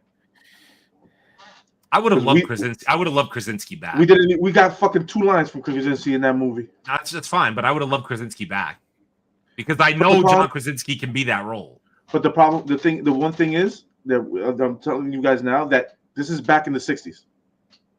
This is first Fantastic Four. This is not going to be heavily. What I'm going to say is not going to be like heavily. It's more clobbering time type of thing. You're going to get. You're going to get the nostalgia of the old Fantastic Four, the original stuff. So that's why I think he's bringing it out on the same month as Superman Legacy. So you want to go old school? I'm gonna go old school as well. I'm gonna bring out my first family and let's see who rocks first. Not my Reed. Dude, it's so saying, dude. That's what it is, man. A lot of people are just not about Reed. Everyone was perfect, but Pedro. Let's just keep it real. Listen, it's yet to be seen. I do not count Pedro out, bro. Like that he is. If anybody that can bring this shit to fruition, it's definitely him. Don't get me wrong. He just wasn't everybody's first choice. We didn't see that coming. Yeah, no one saw that coming. Actor, bro. No one saw that coming. And this one, this one too. Keep It Thorough Comics. Welcome on in. Pedro Pascal was better off getting casted as Maxwell Lord by Gunn than to be Reed Richards. Oh man, nostalgic. I'm with you. Pedro is not good pick for Reed, even though he's a great actor. But I can understand that sentiment. Like I really can't. I love Pedro Pascal. I don't know how I'm gonna feel about him in this role. I said that from the beginning. I'll say it like this, and like I'm not gonna compare these two, so like don't take it this way. But like I remember when Heath Ledger was casted for Joker, and like that was a joke. I'm not saying it's going to be on that level. I get it. All I'm saying is you just don't know what they see that we don't. That's all I'm saying. Is that like, they might see something that we do not, and I'm hoping that's the case. But like listen, I get it. I just don't know. It's all about being true. He's nostalgic saying it's not about his ethnicity. It's about being true to characterization. I can understand, bro. Nostalgic. I can understand what you're saying. I really, really do. I get what you're saying. I just do think that he's a good enough actor to play the role. I just need to see it. That's where I'm at right now. I need to see it first. I used to trust Marvel up until Love and Thunder. All right. So my point on Love and Thunder. Marvel inherently has a villain problem. Their problem is villains, right? And every a lot of that problem was villains. Like, if you look at a lot of their heroes, and the majority of them, they're well casted. Like, listen, I will be the first to tell you I hated She-Hulk, but that woman in the role was well casted, and she played it right. She did. Who? The woman who played She-Hulk. Who played She-Hulk? Oh, yeah, that's what you're talking about. She was fantastic. Like, even like good. Oscar Isaac's as Moon Knight. Like, we can go on and on. Like, I feel like a lot of the heroes, and I mean Brie Larson, right, Aaron? Like Brie Larson, that's great. But but I understand where you're all coming from. I do. Also, isn't the Fantastic Four set in the 60s? It is. Yep. Well, where's Superman set at though? The original was set in the 60s, so this is where the beginning of this happened. We just don't know how long they're going to stay in the 60s. Has not been kind of set out in the story. They mentioned time. Yeah, they mentioned time jumps and shit. I don't know. And my thing is, like, to your point, Leo, like, because they're saying they want X-Men and mutants and Fantastic Four to be phase 7. Are you really going to get Pedro Pascal for multiple phases of Marvel? Is that really a thing? Are you really going to get him that long? That's my thing. The storyline that I don't want to do this again. Polar, you're a fucking maniac. Dude, thank you, Polar. Holy shit. He donated $5 to say not my read again to read it. Thank you, Polar. Polar, thank you. We appreciate Polar, you're a legend. Man. Thank you, man. Thank you. I appreciate it. So nice. Don't get me wrong. I want Fantastic Four to be dope, but Legacy is going to be the superior film. Isn't it weird that I strangely do think that Legacy might be a better movie? I just have a weird you might not listen, James. I agree with you, Fatal J. James Gunn has a point to prove right now. He has a point to prove. Yeah. Man, it's gonna be a battle, and I can't wait to see the trailers. I can't wait to see the trailers. I feel like flip a coin at the like it could literally go either way because I don't know. Fatal J, by the way, a good point. Pedro's up in age too. I wasn't even saying it from an age perspective, but yes, agreed with you. My thing is Pedro Pascal's so fucking busy. That's the thing. Pedro Pascal has to do The Last of Us season 2. He's gonna be in a bunch of other fucking projects. So is Marvel gonna get him over the long haul? Fuck no, they're not. No way. They're gonna have to recast him at some point and make it a younger Reed Richards. I'm telling you, they're gonna have to do that. Yeah, like there's just no way. It's going to be a time jump. Well, it's not even a. I don't even know so much. I've been doing the deep dive on the storyline that I think they're going to go with. They're going to go with. Okay. So I'm not going to do that. They're going to go with a certain storyline. If I'm right, before the movie comes out, I would give my predictions a month before. All right. Well, listen, I want to do more research. If the rumors that you're going to get Silver Surfer and Galactus are correct, there's definitely a time jump because he does not show up in the 60s in their original, you know what I'm saying, in their original origin story. That's the Fantastic Four and Doctor Doom story in the beginning. So by the time you get to Galactus and the Silver Surfer, it's no longer that period of time. At this point, he already has the Baxter building, which he will not have in the 60s. So there's got to be time jumps at that. 100%. It's going to have to be. They chose the 60s because I guarantee the Deadpool 3 post credits will be Deadpool killing the Fox Fantastic Four and introducing the new Fantastic Four. I wouldn't be surprised. Wow. I wouldn't be surprised if they kill him. I don't know if they'll introduce him though. I haven't heard that, but that's Okay. Fantastic Four is almost cursed. Think about the 3 adaptations. Mm-hmm. I That's mean, Fox, bro. That's Fox. Take it away. Take it away. Actually, so Take it away. the guy from Den of Nerds had an incredible theory that I loved. So it's gonna take place in 2 timelines, and Galactus will be a thing, but he'll have 2 different heralds based off the time. So like he'll jump in the 60s and maybe have like a Silver Surfer as his like first herald or whatever, but then maybe they'll jump into the future and like this is where Terrax comes in. Maybe Terrax is the new herald, but like Silver Surfer comes into whatever save the Silver day. Surfer wasn't the first herald. That's I know, but like I just thought whatever it is, the different heralds and time jump, but you're both dealing with Galactus. I thought was a very interesting concept, and it's something we've never seen. I actually really like. I think that theory a lot. If they jump to Galactus at the first movie, this movie's gonna suck. I can tell you that right now. Mm-hmm. But that's what they're talking about, bro. We haven't heard anybody outside of Galactus yet. Exactly. That's the way Marvel wants to keep it. Also, by the way, let them keep it that way. Wait, by the way, and I'm just gonna put these up. Fatal J and Nostalgic. That's been debunked. There's no Silver Surfer female. Yeah, there is a Silver Surfer female. Well, no, not in the movie. Not in the movie. No. There is in the right. comic. It's been they're not doing that for the movie. We said that we kind of figured that out, but yeah, and I also think this might Wolverine and Deadpool come out when? It's this year, July of this year, right? July of this year. Yep. So we'll have a lot more answers. This July. I think that's also going to be one of the precursors whether people really support the Fantastic Four movie. If Wolverine and Deadpool turns out to be the blockbuster that we all think that it's going to be, I don't know. I don't know. At that point, like. People might if they do this thing right, people are going to be hungry for that Fantastic Four movie in a vicious way. Yep, I can. Don't mess with Norrin Rad. Thanks. I hope Doom will be in this, and Doom will end up being the big bad. I think Doom gets give me something. Give me a little something. I don't need the whole post credit scene. Post credit scene. If there's anyone that I want to build in this world, it's freaking Doom. Yeah, post credit scene for sure.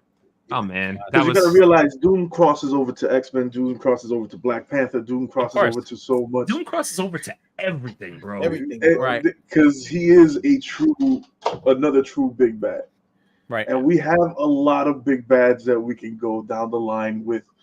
Fantastic Four, X-Men, Avengers, and everybody. There's a lot of big bads that we have to go. The thing is like everybody's been saying, is the story going to be told right? Yep. And that's what it's all down to. It's not down to who's playing the part. It's not down to what timeline they're in. It's down to how it was written and how it shows up on film. Yeah, the execution. The execution is what counts. Because if I get a shitty ass Superman, right. Well, it's the same thing with Fantastic Four. I better not get a shitty ass Fantastic Four. Like exactly. Like I said, flip a coin. It has to land. It has to land right. Both movies has to land right. James Gunn has a lot on the line. Kevin Feige has a lot on the line. Both of them have a lot on the line, and a lot of futures are planned in this. Can you all imagine a scenario? I'm just saying I don't want to like, because we talked about it a lot last week. Could you imagine a scenario where the Fantastic Four is a great fucking movie, and then at the end you get a post-credit scene and Dr. Doom pulls his fucking mask off and it's Henry Cavill? Can you imagine the shot? Can you imagine the shot to James Gunn? The shot to James Gunn, bro. The fucking punch in the face to James Gunn if that happens. No, Abel had a good take last week. Crazy. Abel had a good take last week. Which one? get everybody from the Snyder Cut. Oh, do the Squadron Supreme. The Squadron Supreme. Right, do that the shit. Squadron Supreme. Get everybody back. Get everybody. Right. And then Everybody. make them all go like this at the end. Let me tell you guys something. The more I think about it, I really think they're gonna make Henry Cavill Doom. I just have this weird because the timing when they announced the Fantastic Four cast and then the Henry Cavill news broke right after that. I'm like, pretty wild. How like big that could be. If that shit happens in James Gunn's July with Superman, it's a kick in the dick. You might as well kick him in the dick. No, and then hit him on the way down. No, he's officially got to pack up at that. He'd be done. He'd be fucking cooked at that point. He's got to pack up at that point, bro. And I think Kevin Feige is just that. What's the word I'm looking for? Petty. I think he's petty enough to do that. You know what I'm saying? Yeah. Like I think he's just petty enough to do that. Dude, I see it now. You know the wait. Be real petty. Make it my period. No. You know the Grant Gustin Flash meme where he's piecing out on the tombstone. Like that's what we're getting. That would be it. Literally, not kidding. That shit would be that would be insane. To have Henry has to do. I'm telling you. James, freaking Kevin Feige's petty enough to do that, bro. I'm telling you, he so is. I swear to you. Yep. I have a Fantastic Four comic where Doom fought Galactus on his own and invaded Latveria. Yeah. Doom fought him with all his Doom bots, and it was like Dr. Robotnik. Dr. Robotnik. Oh man. Oh god. All right. What a show. Wait, who won that battle? Didn't Doom win that fight? I think, right? He did, right? Ah, the plot thickens. I think he did. I'm pretty sure. There's two fights. There's one that Doom. There's actually three. Oh, no. If I'm correct, there's four. We've seen one in Fox Universe where Doom got his ass handed to him. But that was from his Herald. Surfer, collect my boots. I need Antonio Banderas versus Fatal J. And Fatal J. I'm gonna tell you one thing. I can need one character that can beat Superman without doing nothing. All right. What are we? We're starting a war now. Yeah, we're almost 2.5 hours. Let's. Okay. All right. 2.5. We got to Fatal J. Wrap it up. All right, Fatal J. Tell Superman to see Silver Surfer one time. Oh boy. Oh, space magic, huh? You just went right with space magic, huh? God. He's OP with the sun and shit. God. All see right. Superman go against Silver Surfer real quick. Let me all right. win that one. That's an episode. All right. Listen, we're 2:20 in. Ladies and gentlemen, nerds and nerdettes, thank you guys so much for joining us. We really want to know, though, in the comments below, what you guys think of this whole Fantastic Four, Superman, James Gunn, Feige, Marvel, DC situation, because it's getting crazy. That's actually a great matchup. Yeah, it is. We'll have to talk about that next week. But from all of us here, this is the Mancave101 podcast, where we give you and talk about all things nerdy. Like, comment, and subscribe. YouTube, Facebook, Instagram, TikTok, Twitter, Twitch, Apple Podcasts, Spotify, Kick, Rumble. Ooh, almost messed it up. We're live Thursday. We got our 2-year episode next week on Thursday. That's right. Make sure you tune in next week. Trailer and gaming stuff. We got some fun stuff for you coming up, guys. So wait. Hold on 1 second. We have a very good interview coming out next week too. Some good comic book news. Oh shit! Really? Yes. Oh yeah. Listen, make sure. Listen, if you're within the sound of my voice, do not miss our 2nd anniversary next week.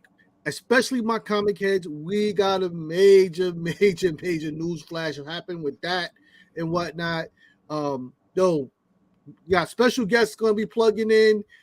Obviously, we're going to be drinking, we're going to be cursing, we're going to be talking as normal and whatnot. Do not miss it. Next Thursday, 8 p.m. Eastern time. In the man cave. In the Man Cave Live. We're going to have a good time. Cave Live. All right. Take care, everyone. Have a great night. We'll talk to you soon. Peace. I just keep seeing Henry Cavill. Watch it.